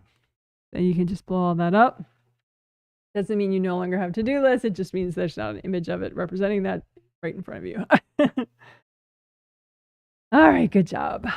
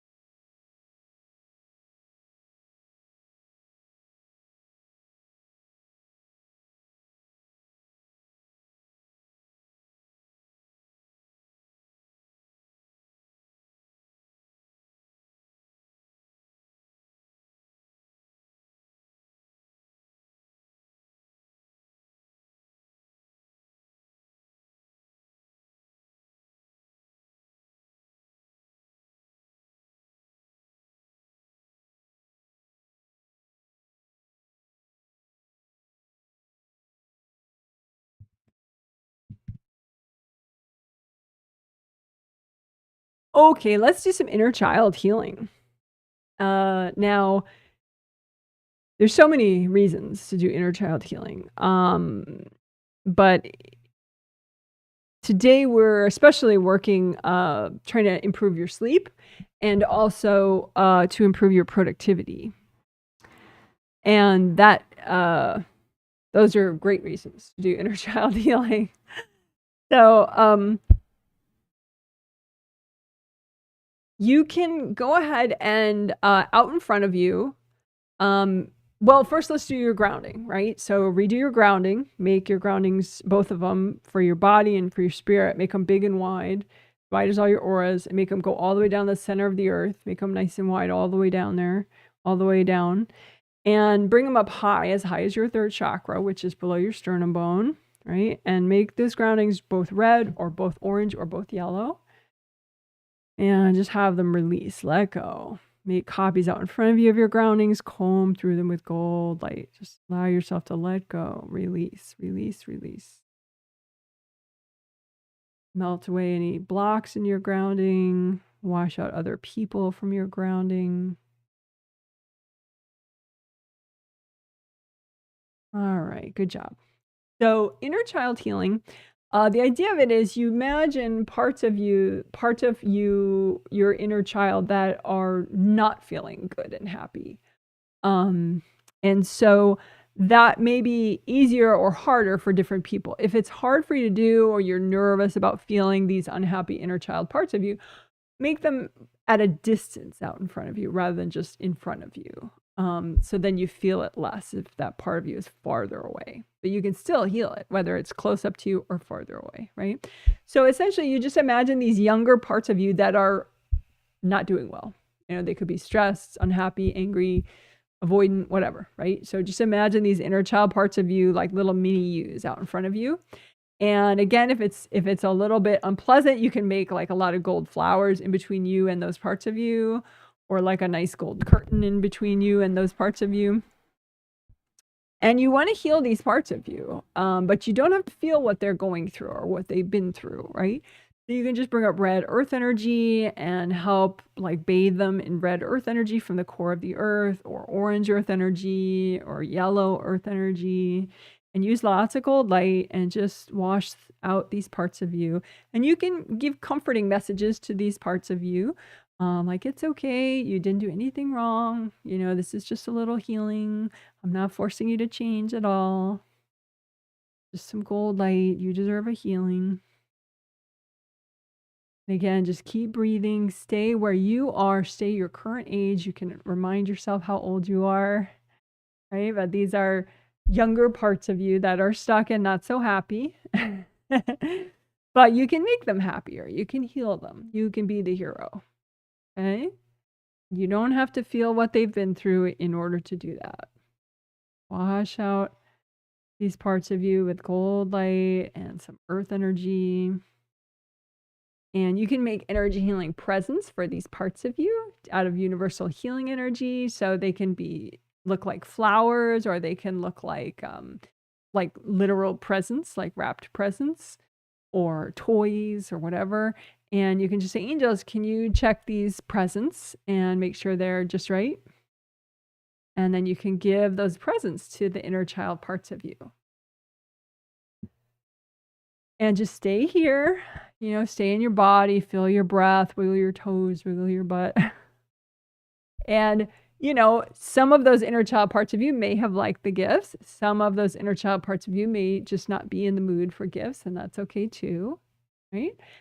But you did your part. You did a pretty good job, right? You did healing energy, you gave gifts, you did earth energy. So now you can say, angels, can you please help me finish up healing these parts of me? And just keep breathing. Stay present in your physical body. Remember your current age. And let your angels finish healing these parts of you. And as these wounded inner child parts of you, or these upset inner child parts of you, get healed, then the energy is no longer stuck in the past. And so you can get back the energy once it's nice and healed. So it comes to you. It's not like a separate aspect of you, or like an isolated aspect of you then anymore. So those little wounded parts of you dissolve, and you get back the energy, and it's healthy now. It doesn't mean you no longer have innocence or playfulness. It just means you have more flexibility with it.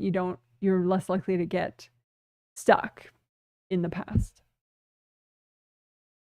All right, good job, good job, good job. So let's do a little flower healing, just to give you an extra level of support and nourishing. So just go ahead and make energy healing flowers for yourself. so that you feel supported and nourished and safe and good. You can say, angels, can you check my flowers? And give yourself those flowers. All right, so one more time, make energy healing flowers for yourself so that you feel good, you feel strong, you feel safe. And say, angels, can you check my flowers? And give those flowers to yourself. And you can give yourself flowers to help you with sleep and with productivity. So let's do the first ones. They don't have to make you feel sleepy, but energy healing flowers to help you to be able to rest properly when it's time to rest. So energy healing flowers for sleep, right? And say, angels, can you check these flowers? Give them to yourself. And then energy healing flowers for productivity. Help you to be able to have the reasoning and the time management and the strength and courage for productivity. Angels, can you check my flowers? And give them to yourself. All right, good job.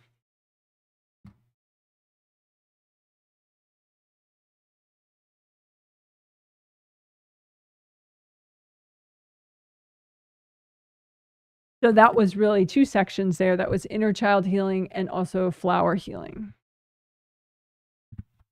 But I didn't change the title when we were doing the flower healing. But I'll hopefully catch that when I make the chapter titles. There'll be a separate chapter for the flower healing.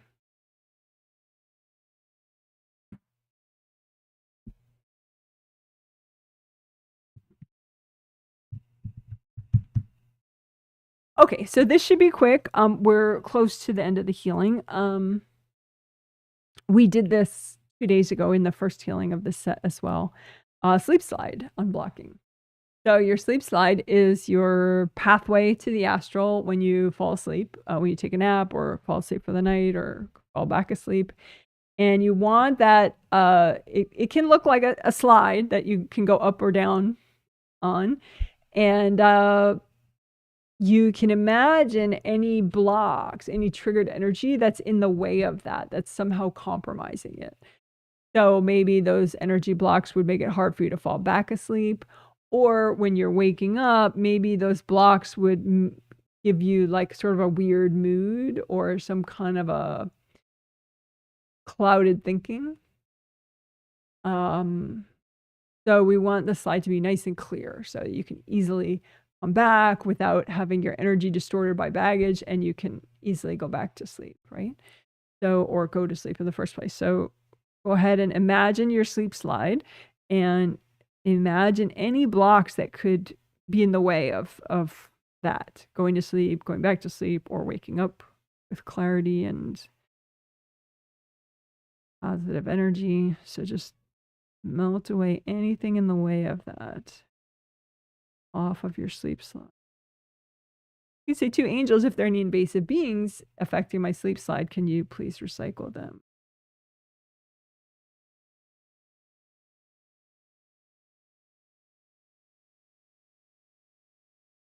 And if you can have invasive helper energy on your sleep slide, for example, like, when you were young or maybe even as an adult, you might have somebody else like really invested in you having good sleep, and they could accidentally be on your sleep slide, big chunks of their energy, which gets in the way and can really harm the quality of your sleep, actually, which is kind of ironic.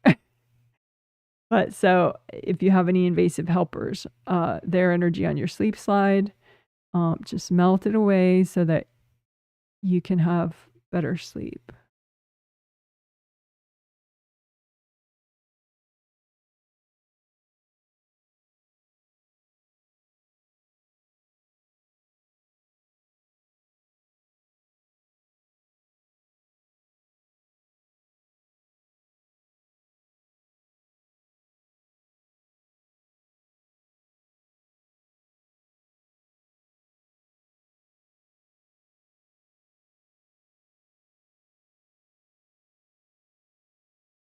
You may have other people's energy on your sleep slide in the form of like rules.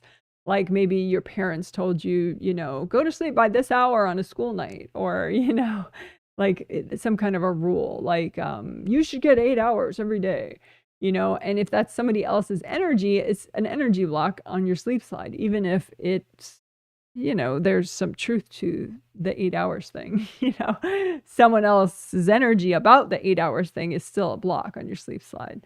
So melt away anybody else's energy off your sleep slide, even like those rules from other people about sleep.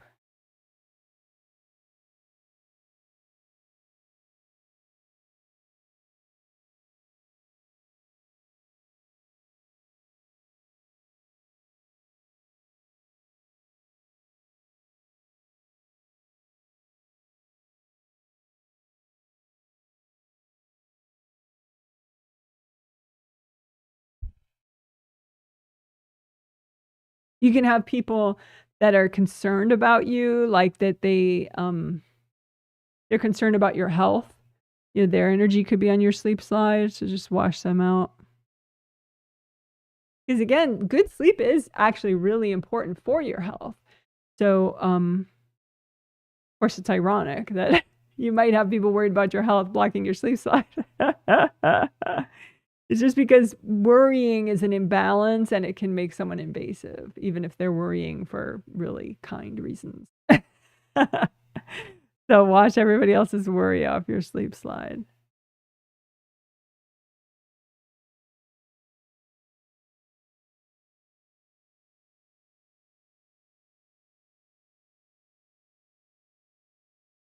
And we did the ping pong ball test the other day, where you imagine like a gold ping pong ball to represent yourself, or it doesn't have to be gold, it could be blue or some rainbow color, but it represents you, and you let the ping pong ball stop if there's like a significant block that would be in your way on the slide, you know, going up or going down. So just imagine the ping pong ball, and can it go up easily? And just see, nope, it hits a block. So then just clear that block. Can your ping pong ball go up easily? Nope, it hits more blocks. You want the ping pong ball to be able to easily go all the way up. So that's you like leaving your body, going to the astral and falling asleep deeply, right? So watch your ping pong ball, see if it gets caught up anywhere, and melt those blocks in the way. So it can go all the way up and then all the way down, right? So test the way down for your ping pong ball. Does it go easily? Nope, hit some blocks. So just melt those away. Easily. All the way up easily. Oh, keeps hitting blocks. There you go. All right. And of course, that's something you can work over time as well. You don't have to be perfect today. Maybe tomorrow. All righty, roo.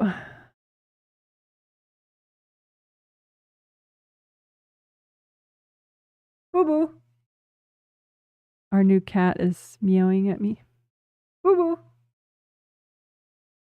BooBoo. You probably can't hear her because of the microphone. BooBoo. BooBoo.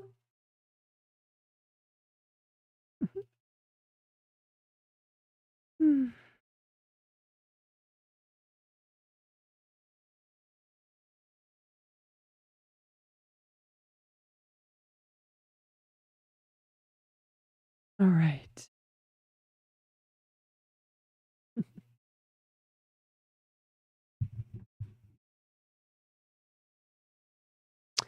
So let's wrap up. Just imagine your everything out in front of you, all your 17 auras, your physical body and your astral body are inside there in your auras, and then your groundings, both your groundings going all the way down to the core of the earth. And just comb through all of that.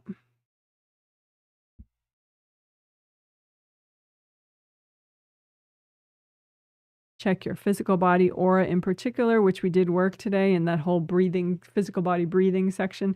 Your physical body release well and receive well.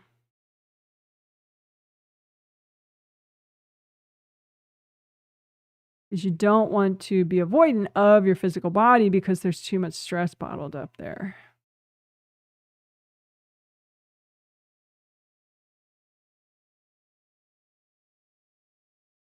Also, having bottled up stress makes it hard for your body to relax enough for deep sleep. So really, really, really want your body to be able to breathe and feel safe. So strengthen your physical body aura.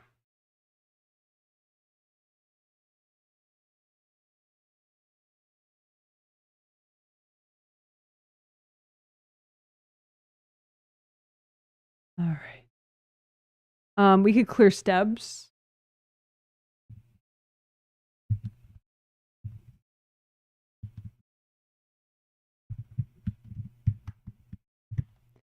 So stubborn triggered energy blocks, that's just energy blocks that are still triggered and not cleared, even though we've done so much.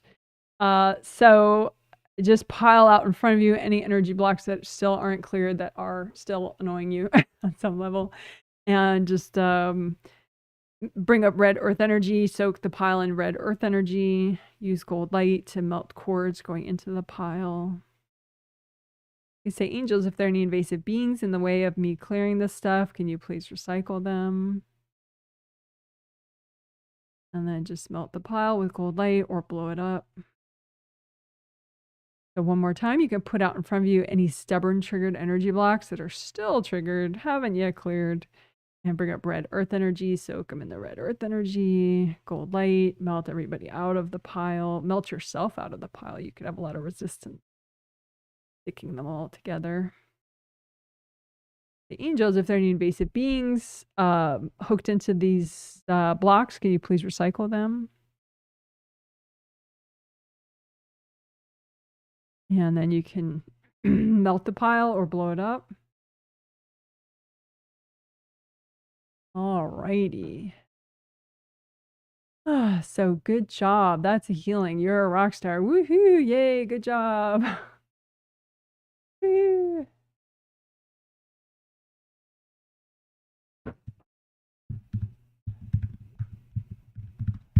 Okay, so I make no promise that I will read every single comment, but I will read some of them for sure right now.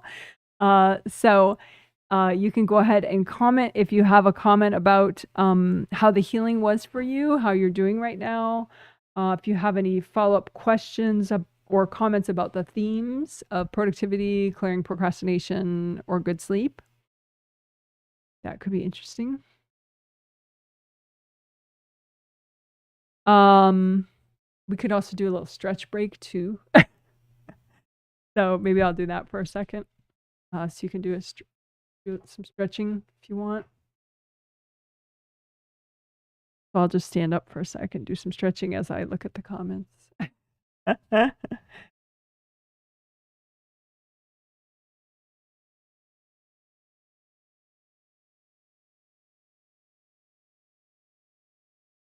Oh, somebody says hi from South Bend, Indiana. Hello to you. Little weather report emoji. Somebody says the skeleton is Bonaparte. Yes, I think that is what my husband calls the skeleton. Exactly. I have a mental block about that name, so I tend to forget it. But yes, that is the official name of my skeleton. My husband named it. Okay. I mean, not my actual, the physical skeleton that's by the window there with the top hat on it. That skeleton. Okay, let's see what else. Someone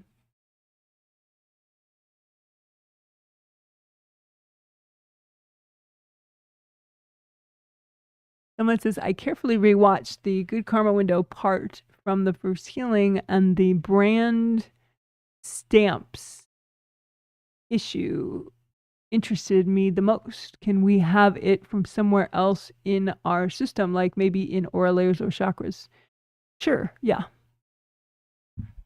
Yeah, so I had been talking about a brand, like, you know, if someone brands like cattle or something, it's like they burn a shape, a design into, you know, the skin of the cow or whatever. So it can look like that. It's just, yeah, it can be like an image sort of burnt into somebody's energy system.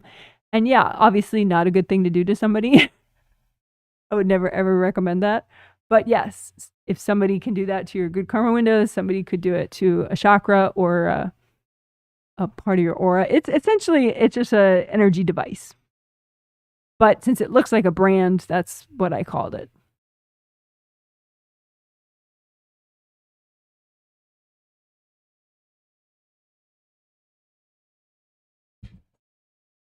All right. Someone says, there's your inner child petting the cat. Thanks for the healing. You're mentioning your initials. Will you ask my angels about life advice for me? Thank you.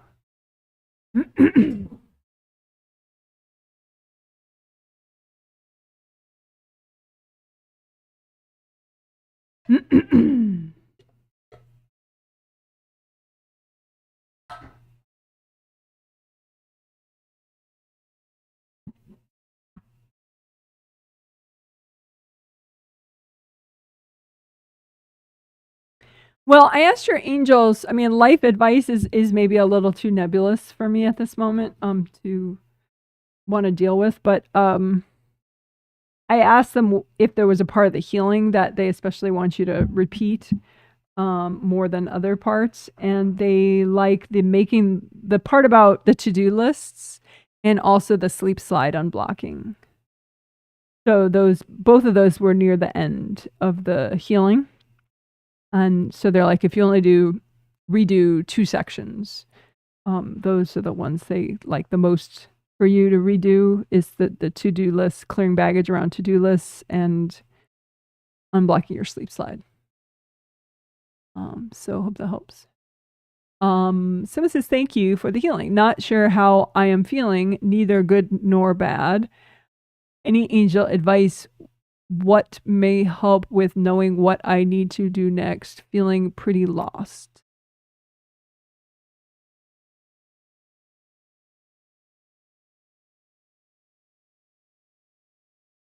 Well, it could be worse. You are on your spiritual path. It just looks like, for those of you that don't know, you can just imagine your spiritual path as a road and it's just for you.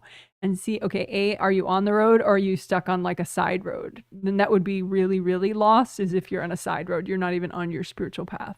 Your spiritual path represents what you're meant to do and experience in this life. So you're on the path. It just looks on your spiritual path. It looks like you're just kind of turned around, like you're not sure which way is forward on your path. In which case, you could, the questions, the questions to ask would be, okay, well, why? Why am I turned around? Why don't I know which way is forward on my path?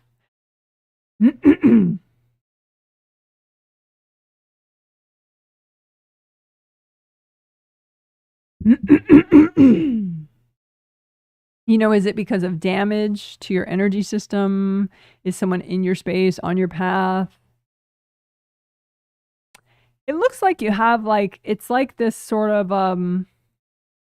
a little bunch of black walls around you, like these little prison walls that show. Oh, yeah. Yeah, that's true. I think, you had mentioned that this week was in your survey. I'm not going to divulge personal stuff, but you mentioned in your survey that this weekend is sort of unique for you. And some of the stressors that you might normally have in your daily life, you don't have this weekend. And part of what happens with that is we sometimes think, well, okay, this and this external stressor in my life is why I don't feel this way. I don't feel better, or I'm not productive, or I'm not more inspired in my life. I don't have more fun in my life, And then once those external stressors are not there and we still have issues, it can become very disconcerting. Like an example I could give is transitioning. I used to work in companies like a million years ago. Like not a million years ago, but like in my in most of my 20s, actually, in different ways I worked in companies. And in my early 20s I worked in like offices. You come in, you have office, the office has certain hours or whatever. And it's common for people who work for other people like that, especially in a rigid situation where you go into work in an office, that you think, well, your stressors are because of, that you work in an office or that you're around these coworkers or whatever, you have to be there a certain time or whatever. And so you kind of assume that if you start working for yourself, all of a sudden you're going to feel so unburdened and just freaking amazing, And it actually might really not be the case. And you're like, oh, well, that's kind of disturbing. So why do I still feel bad? So I think that's what's happening to you in a sort of a little way this weekend. You're like, oh, this is really disturbing. Why am I still not enjoying myself if I don't have these external stressors that I was kind of blaming all my problems on, And so I think just clear the baggage that's triggered because of the uniqueness of this weekend and, what it's, the issues it's raising for you. Like there's some denial stuff that it's harder to avoid because you don't have those external distractions this weekend. And so there's energy blocks that you usually get distracted from. So it's like your life stressors become an avoidance mechanism and you don't have those this weekend. So you can still feel those things. So it's like just clear blocks you're avoiding. And don't have like lofty expectations for yourself this weekend. Basically. It's okay to feel whatever you're feeling and just keep clearing baggage. Whatever's triggered, just keep clearing. Just blow things up. Make energy blocks blow up. Unblock your grounding. Just make energy healing flowers for yourself, nourish yourself, but it's okay. Don't have great expectations for yourself. Just because your external situation has changed for the weekend doesn't mean that you don't have past life baggage or early childhood baggage or whatever. Like it's all still there. And, things are always a little complicated. That's okay. So I hope that makes sense. Just like kind of forgive yourself for not transforming your life overnight this weekend. All right, hope that helps. Let's see. I gotta go back up to find what I missed. Someone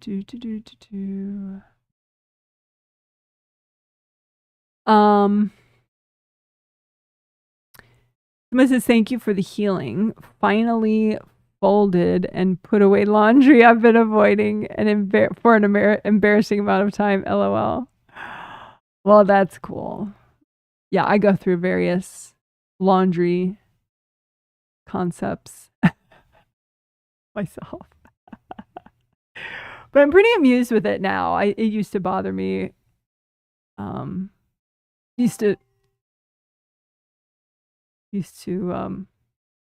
Yeah, whatever. Laundry's interesting. It could be baggage about, being an adult. It can sort of be very symbolic of adult responsibilities or, mom baggage, all sorts of yummy things. But yes, it's exciting to make progress with laundry sometimes. No need to be embarrassed. I'm sure it's not just you. Someone says, thanks, Janet. Feeling pretty tired. Didn't sleep well last night. And boy, do I need to do some stretching to my back. How did I do this healing? Still 7th chakra to work on.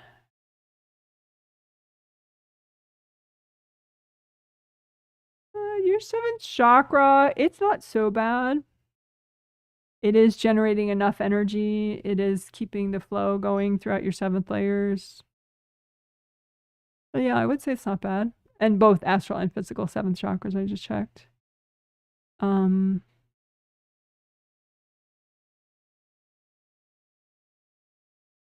If I like go down and check, okay, is each chakra generating enough energy for you? 6 is not bad. It could generate more, but it's sort of like the basics are working.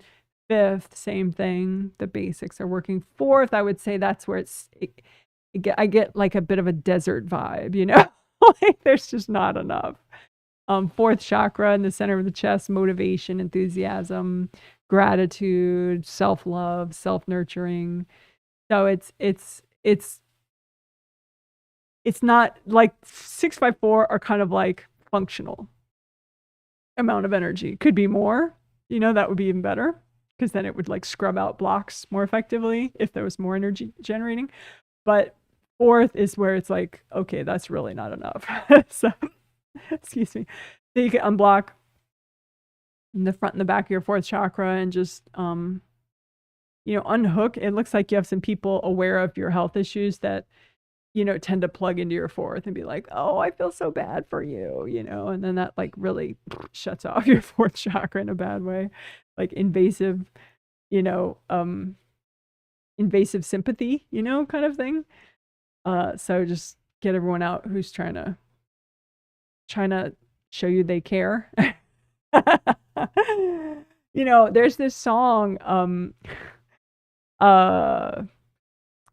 it's, I don't think I can play it because I would get a copyright strike, but the song is called, well, there are several songs with this in the title, I think, but I think it's called Fuck You, the song. And it's a very funny song. I could link it below. There's like I'll link it.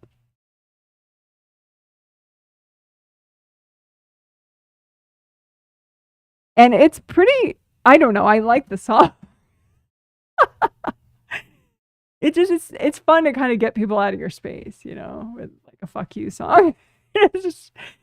She's talking about like somebody that she used to date and now she doesn't have to think about them or their mother or their friends or their, you know, or their couch or whatever, you know, anymore. And so it's, you know, even if you're not having to clear an X out of your space, it's just like a fun kind of a song where it's like you just get everything out, you know, of your space that's not you.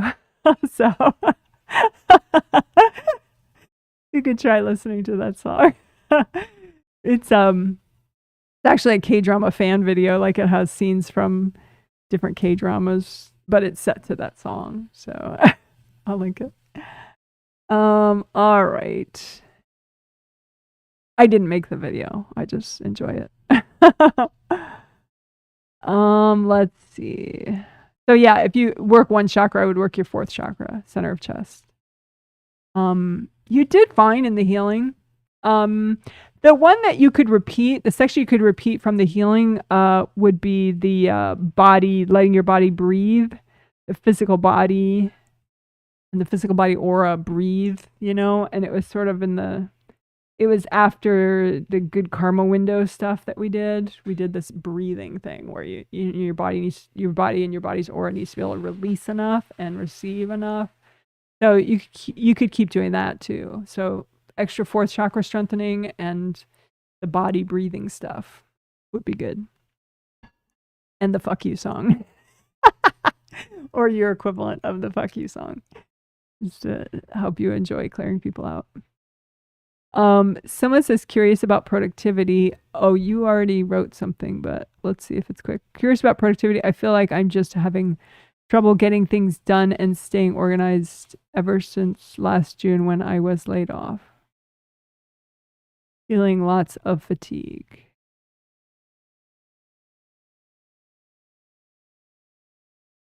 Yeah, well, you know, a little bit like what I was talking about that other woman, like it's like when it's like a really different daily schedule, you might think, oh, you know, I'm laid off. I have all this time. This is going to be great. I'll be so productive. It'll be amazing.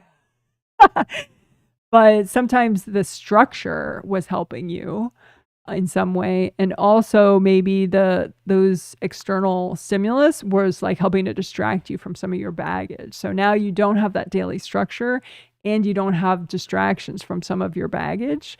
So it's like kind of putting you into an avoidance space. You're having to do more obvious avoidance techniques, like not accomplishing anything. So you can just clear, baggage that you used to be distracted from by your job working for other people.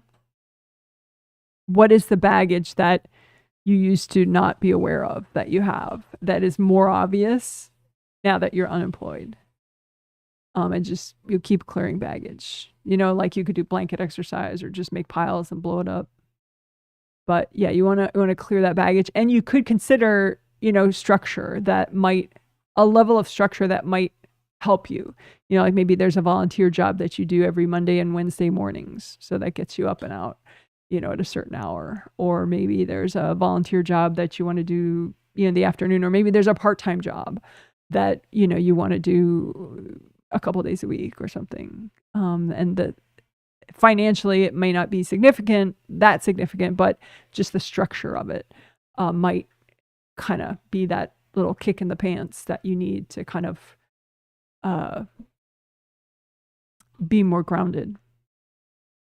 So you can consider that. I had a job like that. I was I've mentioned this before. I worked, there was this company, I don't even know if it still exists, called Cookies by Design.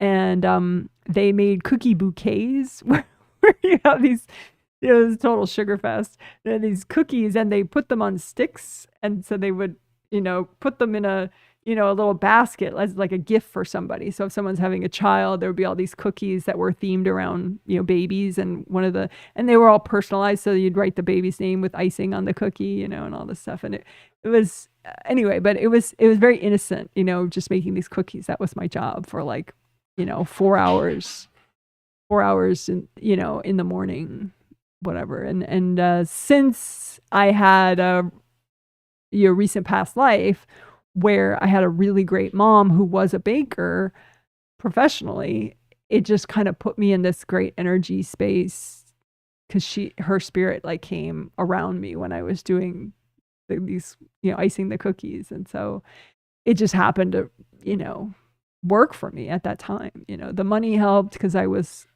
didn't have a lot of money at the time, but it was just, the structure of it and what it was happened to be like a sort of a morale boost for me at the time. So you could think about that, if there's some kind of a structure that would help you, maybe financially, but maybe just the structure would help, or maybe the morale boosting aspect of it would help. Okay. Cool. Somebody says, I liked the to-do list clearing concept. Thank you. Yes, you're welcome. Glad you liked it. This is, thank you, Janet, for the healing. The minor chakras refer to before and after joints. Can we call them bone chakras? And are they the same as the channel chakras?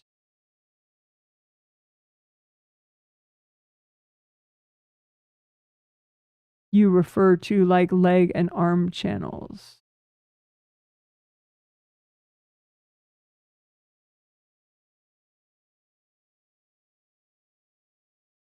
I mean, you could call them bone chakras, but that kind of blows my mind to have a bone chakra, because I think of something, a bone. I just think of the vibration of the bone. I don't really think of it like it's a bone chakra. I would, yeah. But I mean, either way, you can clear them. You can call them whatever you want. Just get them going. Are they the same as the channel chakras you refer to, like leg and arm channels?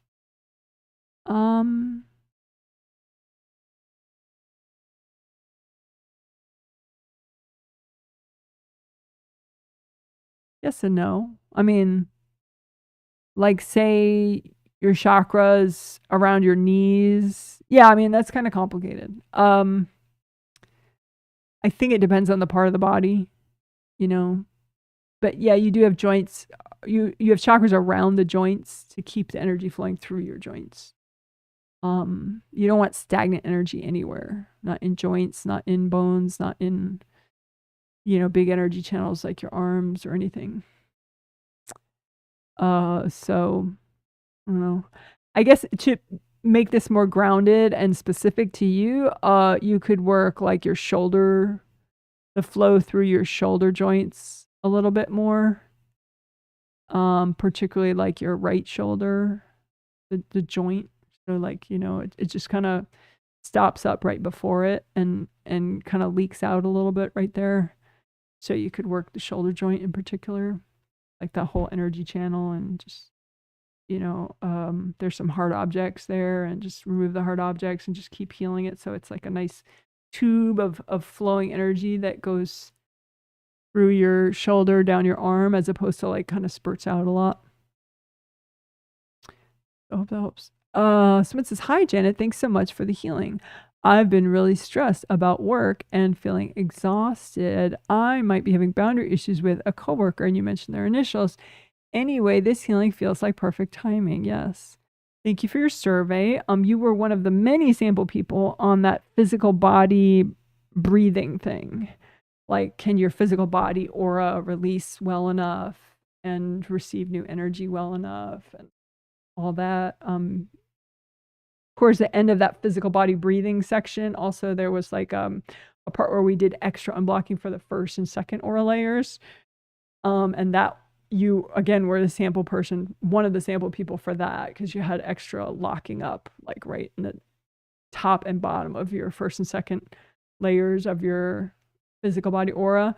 But then once we unblocked their extra, then your body just seemed to be like, and caught up on a lot of releasing.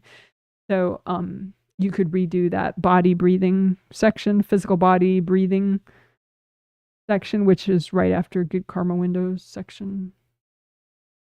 And for those that don't know, within a day, there'll be a bunch of chapters to this video. And so you'll be able to hop around and go right to a certain section pretty quickly. You mentioned that coworker.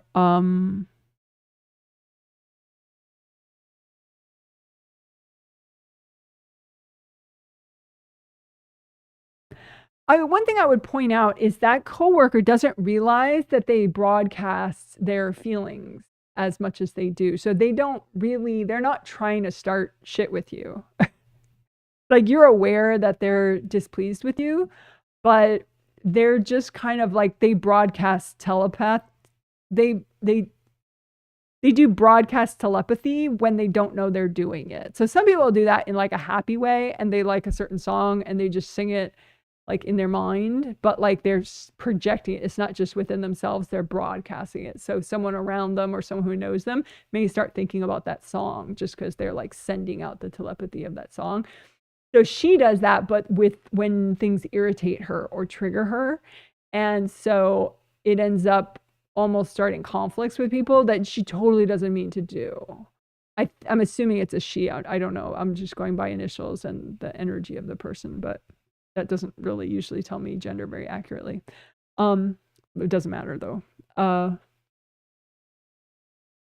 So I would just say, try not to take it so personally that this person is triggered, because this person gets triggered about a lot of things, and everyone gets triggered about a lot of things. It's just that this person broadcasts that more than like the average person, and they don't know they're doing it. So they're not really trying to taunt you. They're just like a loud thinker, basically. So I hope that helps. Try to, just take it with a grain of salt and just kind of understand that everyone has countless triggers for countless reasons, and try not to take it so personally. Hope that makes sense. But I don't think they're especially trying to be in your space. I think they're just, like I said, they're just a loud complainer kind of person. So you could give them angel-assisted conflict resolution flowers, like give them to your angels and then have them, have your angels give them out if they help. But, also just kind of keep that in mind, that they're not trying to taunt you. Hope that makes sense. Someone says, "Hi, Janet. I got an intense cold virus on Friday." Yeah, you mentioned that in your survey. Sorry about that. Was that my mother whacking me for being happy, or was it related to your healing me, or neither? Healings generally don't give you a virus or lower your immune system so that the virus actually, goes inward. If they did, I wouldn't. If my healings gave people viruses, I wouldn't be able to make a living. Because people would be like, Gee, I get a virus every time I get a healing from that lady. So, yeah, I mean, I would say about a third of it is just that, you know, your body's going through a lot with this new job of yours. There's just a different level of wear and tear that ends up impacting your immune system. So that's about a third of it. And then the other 2/3 is, yes, your mom is very clever with her whacking. And she managed to like whack some baggage that you had in front of your 5th layer. And then she corded the baggage and then shot her wax through the cords enough so that it like blew up. It made explosions in your 5th layer in the front and in your throat chakra in the front. So yeah, just too, there are some Wei Qi auras you could strengthen that are sort of key in that area. Like if we look at say your throat points, right? So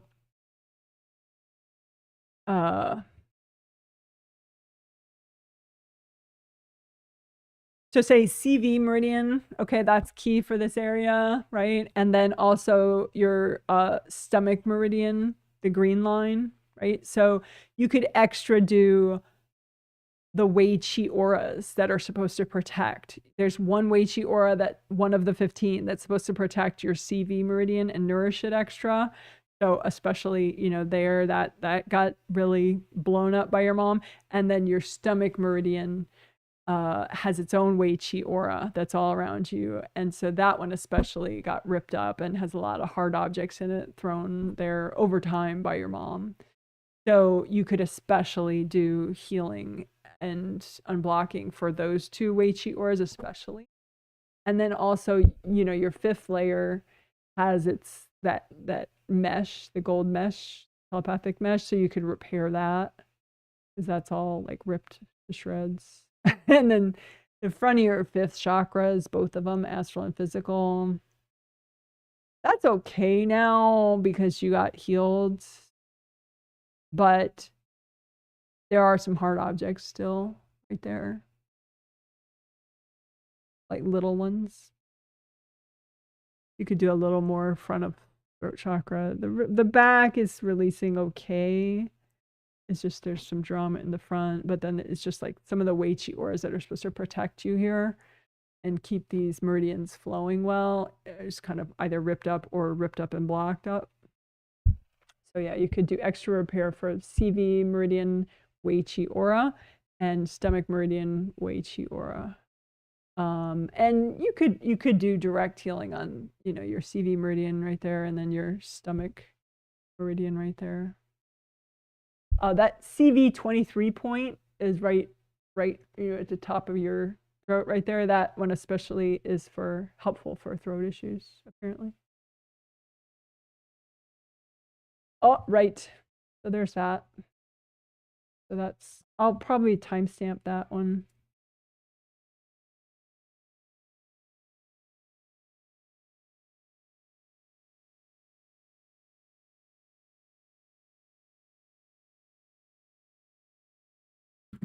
So people can go to that if they want easily. I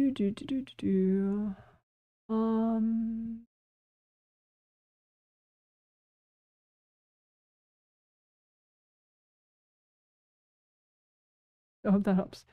Sim says, hi, Janet. Thank you for the healing. Was wondering how many chakras I am in and how I'm moving forward financially, productively with this healing. Before the healing today, like this morning, you were in 7654 only. And then after the healing right now, you're in 76543. You're not quite in your 2nd chakra.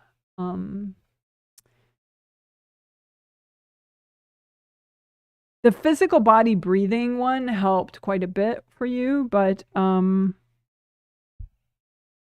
you have some people cording the front of your 3rd chakra quite a bit. physical third chakra, physical second chakra, and physical first chakra. I would say 2 people. They seem to be friends. So people that like you, want to help you. Sometimes, when people hear like, oh, they kind of monitor you, if you have issues with health or emotions or whatever, and then if you're having a rough patch, they're kind of like, they might be a little invasive with their worry. So I think, let me get rid of that image. I think, I didn't mean to get rid of that one. There we go. So I think you have some, a little bit of invasive worriers courting your lower 3 chakras of your physical body. So you can just do extra cold light there and melt away your friends, basically. Just be like, keep the friends, but melt the cords. You can just say to all your friends, hey, thanks so much for your support. I do need to breathe. There you go. So now you're in your second chakra. So now you're in 7, 6, 5, 4, 3, 2. So then now you could work your legs a little bit more. Like, how we do like gold bottle brush with the legs? Imagine your physical legs and just take a gold bottle brush and unblock your legs. I think that could help you maybe even be in your first chakra. Okay, so I hope that helps. As far as moving forward financially productively with this healing, I mean, the to-do list one, your angels especially like that part of today's healing. So you could, if you're only going to redo one part of the healing, well, the physical body breathing thing is nice too, though. But that one really worked for you. The to-do list one, it worked for you, but there's a lot more you could do with that. So the to-do list section, if you're only going to redo one, that would be it. Clearing to-do list baggage. But then if you're going to do 2 of them, that physical body breathing one was nice for you.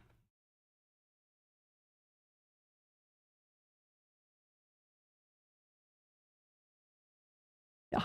So,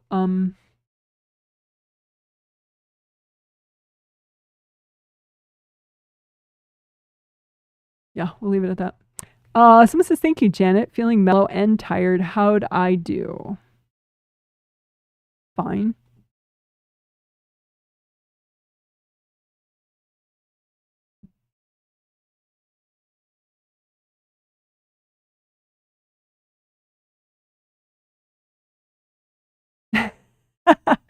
Your angels mentioned that the fuck you song that I'm gonna link.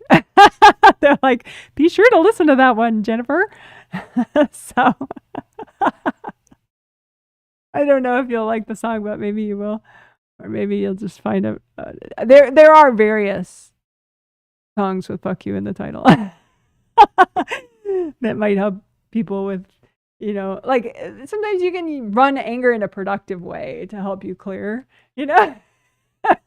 like happy anger, kind of cathartic anger, not like a bitter stuck anger. So, as far as tired, your third does seem a little like in front of your physical third. There's like a bunch sort of sitting there. I think your mom is courting that, so just you could unblock your third layer more, especially right in front. But yeah, maybe just get to the cathartic anger clearing mode. But yeah, you are releasing a lot and you're moving forward. Someone says, thank you very much, Janet. I feel super inspired after the healing and just keep writing on autopilot. I also feel like my angels are being distant with me again. That's always funny when you say stuff like that, because people will be like, oh, I'm angry with my angels right now. It's like, I feel like they've abandoned me. It's like, that's like literally impossible. Angels don't blow you off. They're not, it's just, it could be somehow you're misinterpreting what's happening. So yeah, your angels are not being distant with you at all.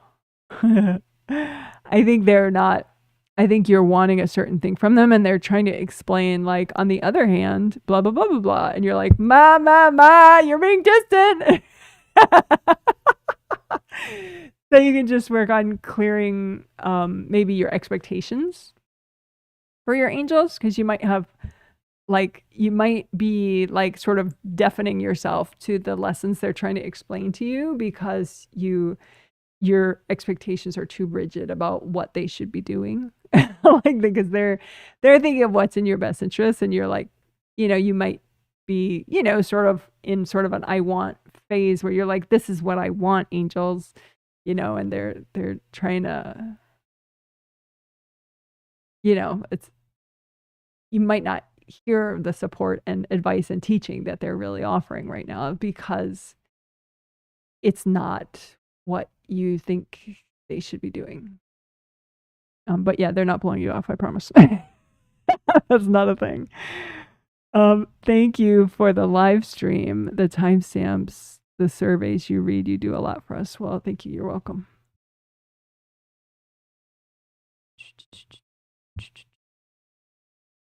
All right, let's see.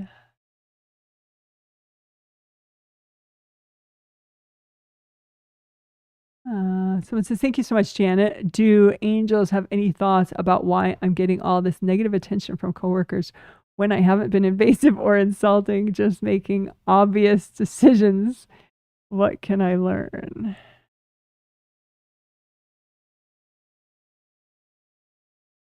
Well, I think this goes back to like how your angels are always like, consider working for yourself. Because it's like you're not really a good follower, and sometimes in groups, the people in the group, I mean, they may talk about change and innovation and new ideas, but it's kind of like everybody lines up in a row and marches in the same way. Whereas you're like, really, you're thinking of innovation on a much deeper level than they're willing to do.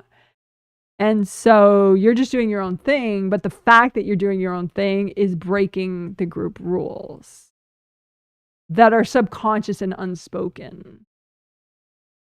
Do you see what I'm saying? So they're like, it's just that, you're a shitty soldier.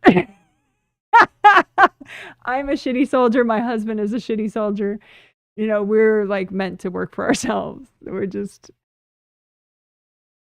It's hard for us to follow even if we want to follow.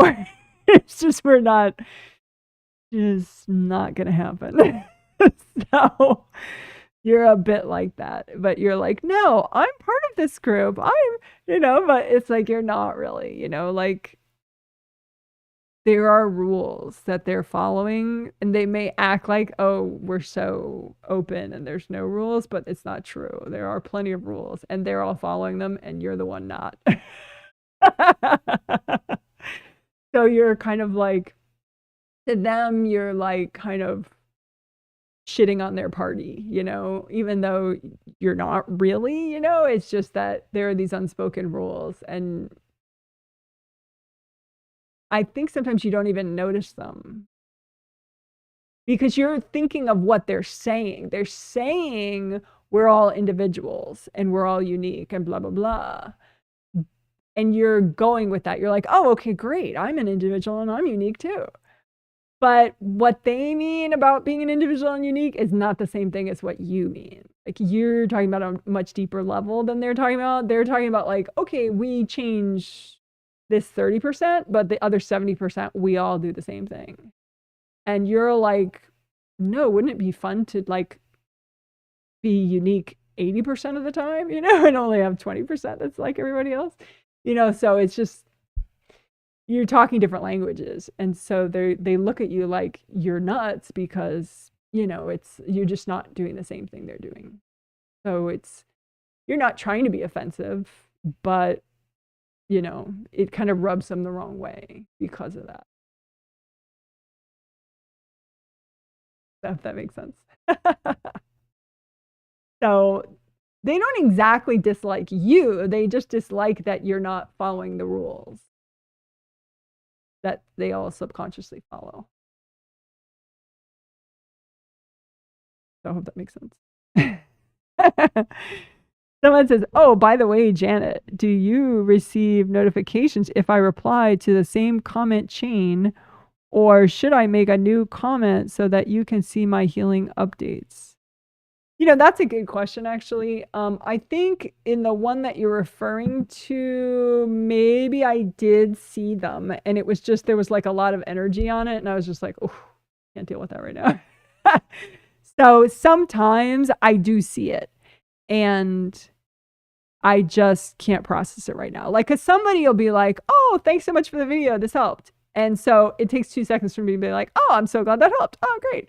Or someone will be like, oh, I was clearing 4th chakra cords. Can you see if they're all gone? And I'll take 2 seconds. I'll be like, yep, they're all gone. And so it's easy. Whereas someone else might be like, well, the state of my life and this and that. And, and I'm working on these 6 things and, and it's really meaningful if you would look again. And so it's not like I'm insulted by the question. It's just like, it just kind of hurts my brain at the moment to deal with it.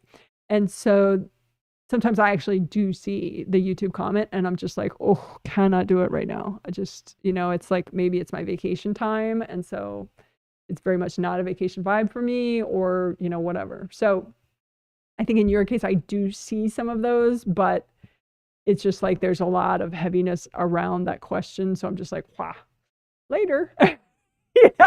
So it's nothing against you personally, but yeah, if you did want to just comment fresh as a different comment and, try to keep it kind of light and quick, that's easier for me. And it's more likely that I'm going to get to responding more quickly. So I hope that makes sense. Because it's like, with all these extra things I do, it's like I have to fit them in somewhere, but sometimes it's just like, it's like a thing, like, oh, it's my day off actually. And so I was going to do like 5 minutes of replying to things, but if it's like heavy, it's hard to find the time where I can really like get into that question. Sometimes it's like I put it off because it's like I don't quite have, like, the energy is still kind of gelling. And so if I put it off at some point, it's like the perspective I have is just more concise and helpful. Like a week from now, if I'm waiting, rather than if I reply the minute I see that comment. So there can be multiple reasons, but I think in your case, I actually saw the updates. I just didn't reply yet. Someone says, but sometimes when people do reply to other people's comment strings, that can be very hard for me to find in YouTube, the way they show it to me. Like someone will reply to somebody else's comment that was made like 5 years ago. So then I'll approve the comment. And then when I try to go, that you have to go to this other tab to be able to reply to it. And it's like so hard to find. It's like almost impossible to find that again, to be able to reply to it. So when in doubt, yeah, start a brand new comment. Don't use a tree. But if it's just you replying to you and it's somewhat recent, that's not going to add to the confusion. It's just that if it's kind of a heavy issue, reframing it as something quick that I can read quickly without, like life story level reading might help. Hope that helps. Someone says, can working my sleep side more help me to get more restful sleep? Yes. I think part of it is too, though, your body, like, part of going into the deeper sleep levels is your body being able to relax. And sometimes there's baggage that like your body and other people's body just kind of like chews on over and over and over and over and over and over and over, and so clearing blocks that are causing your body to not rest deeply is a thing, because you want your body to rest and relax so that you get into deeper sleep cycles faster, and you can get back to sleep. So that's not exactly sleep slide stuff. That's more just maybe the body breathing stuff that we were doing. Make sure your body aura can release properly and receive earth energy properly and fully, even on the inner layers of your physical body aura. Because I think your physical body aura can be more congested in the inner 3 layers, you personally, which is true for most people as well. But anyway, you're saying, I don't know if it's issue with me going to unhealthy astral spaces or not going to bed at the right time, working inner child for that. Yeah, I don't think it's just one issue. I don't think it's so much the unhealthy astral spaces these days.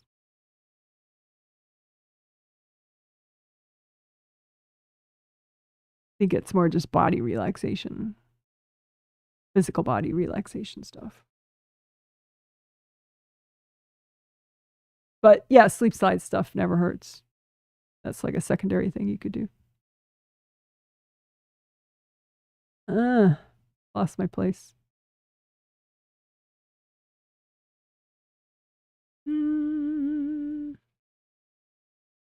This is, I've been talking about a lot about my medical symptoms. So yeah, I do feel like it helps to talk about it, but it also brings awareness to these blocks I might have. Yeah, it's just that if you talk about your medical symptoms with people, be sure to, wash them out of your space and melt cords, and try to maybe find a way to talk about them that's less triggering for people, because you can talk about it in a way where you're bearing all your wounds, and that's really hard for someone to process all their baggage that gets triggered as they're hearing that. Whereas you can talk about it in a way that is honest, but it's a little more put together. And so they won't get as triggered, because, it depends. I mean, is the person you're talking to, do they meditate? Do they do stretching regularly? Do they do therapy regularly? Do they journal regularly? Is there some way that they're going to be able to process all the subconscious shit that gets triggered when you're telling them what you're telling them? Because if not, then they're just going to end up courting you and being invasive and being stuck.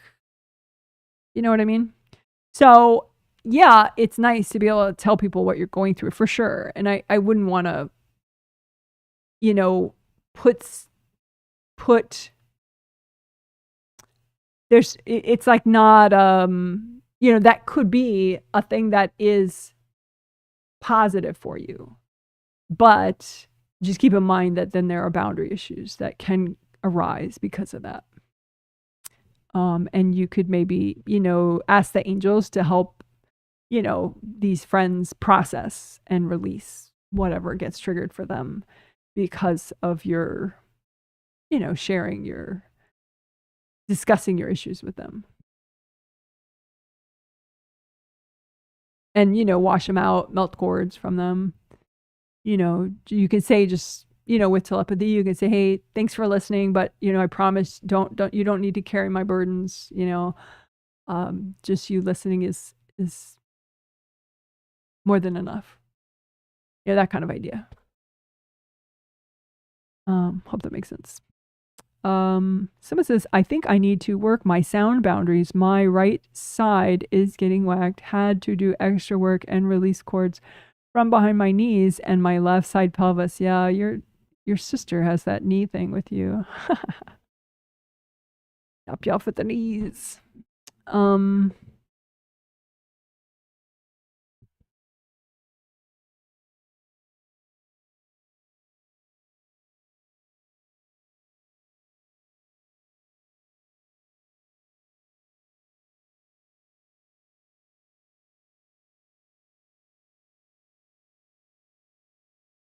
Yeah, you could work your 5th chakra and your 4th chakra more, both astral and physical, just so they generate more volume of energy. So those parts of your auras are stronger because there's more volume of energy flowing there. So 5th and 4th chakras, both astral and physical. and first chakra too, but there's more volume of it. So you want to be strong and mighty. All right, hope that helps. Someone says, I'll be sure to check out the FU song. Yes. I'll link it below in the comment section. Someone says, thank you. What I meant was my mother mad at me because I had shared happy news with her, or because you gave me a healing? She hates it when you heal me. I really have to stop telling my mom any good news, don't I? It just makes her whack me. Well, she just has this funny thing where she's like, well, if you're happy, you're not going to need me. She likes it when you need her. So yeah, she just has a funny, she gets very triggered by your happiness. There's that. Yeah. Yeah. I mean, you could look, on an energy level, just do a little like hypothetical. Okay, here's what my mom would do if I told her this news, and see, does she get really close to you or does she throw stuff at you? Here's what my mom would do if I told her this news, and then she's just like sitting there going, oh, that's nice. You see what I'm saying? So you can test things out hypothetically. So you can see, because there could be a certain sort of way of talking or a certain selective bunch, you tell her certain things, but not other things. But yeah, people are funny. Someone says, haha, I am so a shitty soldier. Yes, you are a shitty soldier.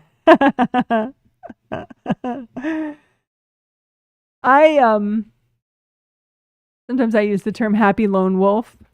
It's like a lone wolf, it just goes off by themselves. And it's like, I'm quite happy doing that. So I'm a happy lone wolf. Another way of looking at it. They say about the coworker is a guy and he totally does telepath complaints and arguments. Yeah.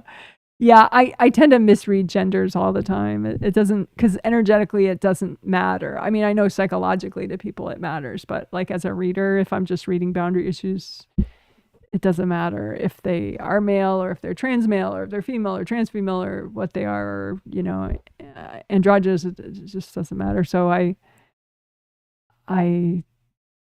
tend to not read that accurately. I always feel like I'm tiptoeing around him trying to be extra nice because I can sense how angry and annoyed he is. Yeah, don't bother. Again, you could do that hypothetical thing that I just suggested to the other person. Like, okay, imagine you and imagine him and go, okay, well, if I tell him, like, say you have to communicate with him for work, If I tell it to him in a really confident way, this is how he reacts. If I tell it to him in this, like, trying to be really nice way, this is how he reacts. Because there could be certain vibrations that he's just much more comfortable with. Like a very fact-based, bullet point kind of thing. Some people really dig that, So it could be you sense his anger and you're trying to be all like, flowers and roses. And that's just like makes him even more triggered, whereas if you're more like, bam, bam, bam, these are the tasks. This is where I'm at. Fact, fact, fact, it could be that he's much more comfortable with that. I mean, not that you exist to make him comfortable, but, obviously then there's less drama, maybe, if you find a way of communicating that you still like, that he's, less freaked out by. So it says, thanks, Janet. Am I in 731? Yes, you are. What part was most effective for me that I should repeat?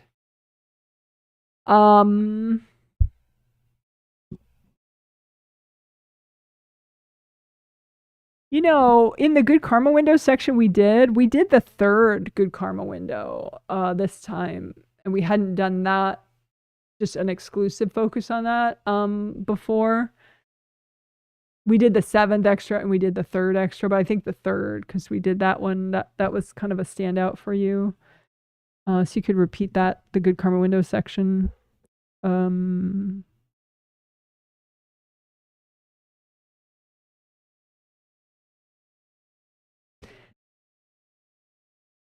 I think the to-do list thing was nice. Clear to-do list baggage. She could do that one again for sure. The flower healing one, I'll make it its own chapter. I didn't put it was right after the inner child healing. There was a flower healing section. I'll make it its own chapter. That you could repeat too. It's just nourishing, it can be really calming sometimes if you need it.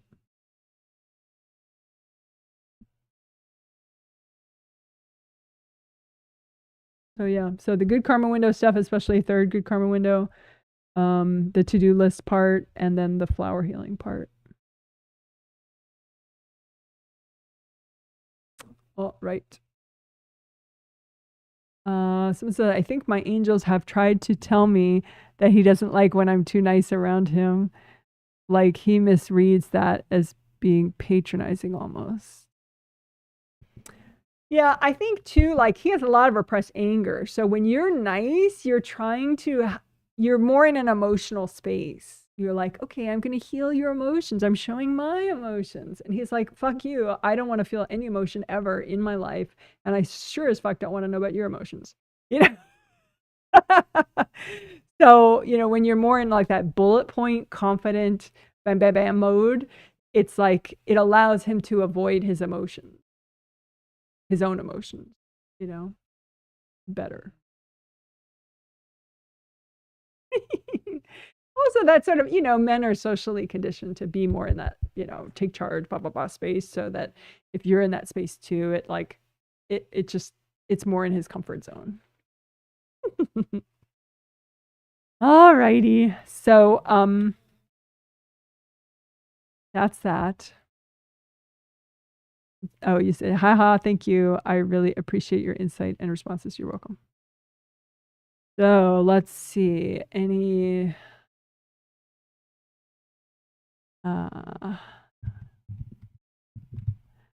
so new cat update. I already showed her images, her photos. BooBoo Kitty is her name. My husband named her. I'm looking for the photos of her, which you've already seen if you saw the live stream last time, but I'll show them again. So that's her when I just first tricked her to come in the house.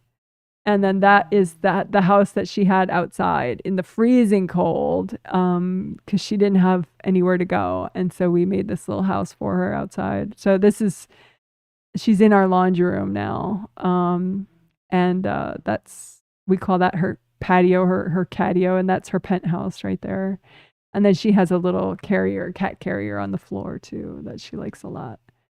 But anyway, so that's when she was first all shocked, like, oh my God, are you kidding? Well, I need to escape. What are you doing? But anyway, there she is. She was outside before I got her to come inside. We used to feed her every night in the freezing cold. But thankfully, she's no longer out in the cold. It's really dangerous out there. There's like coyotes and stuff in our area. And, dogs running loose and cars that don't pay attention, So anyway, there she is, looking adorable. So BooBoo Kitty, she's right now, she's only in our laundry room because we have to finish getting her dewormed. But at some point she'll be in the whole house, which will be fun for her and for us. So that's BooBoo. So then Izzy update. There's really not much, so I'll just do an Izzy cam, I guess. He's snoring. Yeah,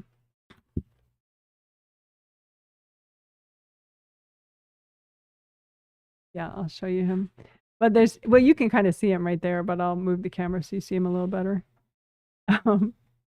But there's nothing new with him, I guess, really.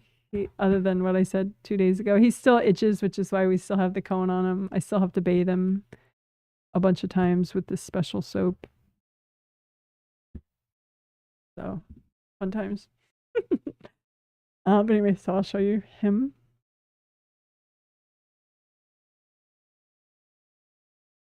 There he is right there. So you can't really see him that well because he's asleep and he's got a cone on his head.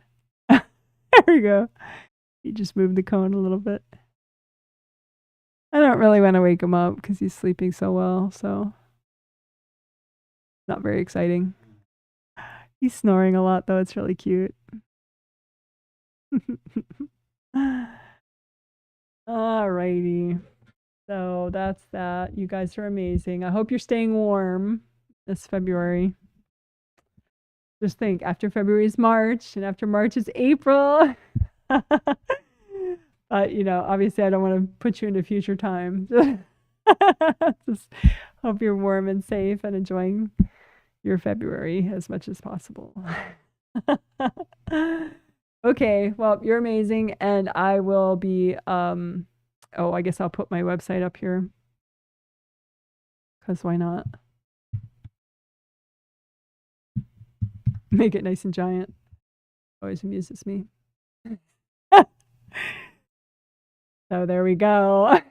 If you want to learn more about what I do and purchase a healing set, even the one later this month, you could purchase that on my website, jwhealing.com. In case you didn't know what the website is. Now you do. All right, bye. You're amazing. Let's end with some confetti because how could you not? Bye. Next healing is in 2 days on Tuesday.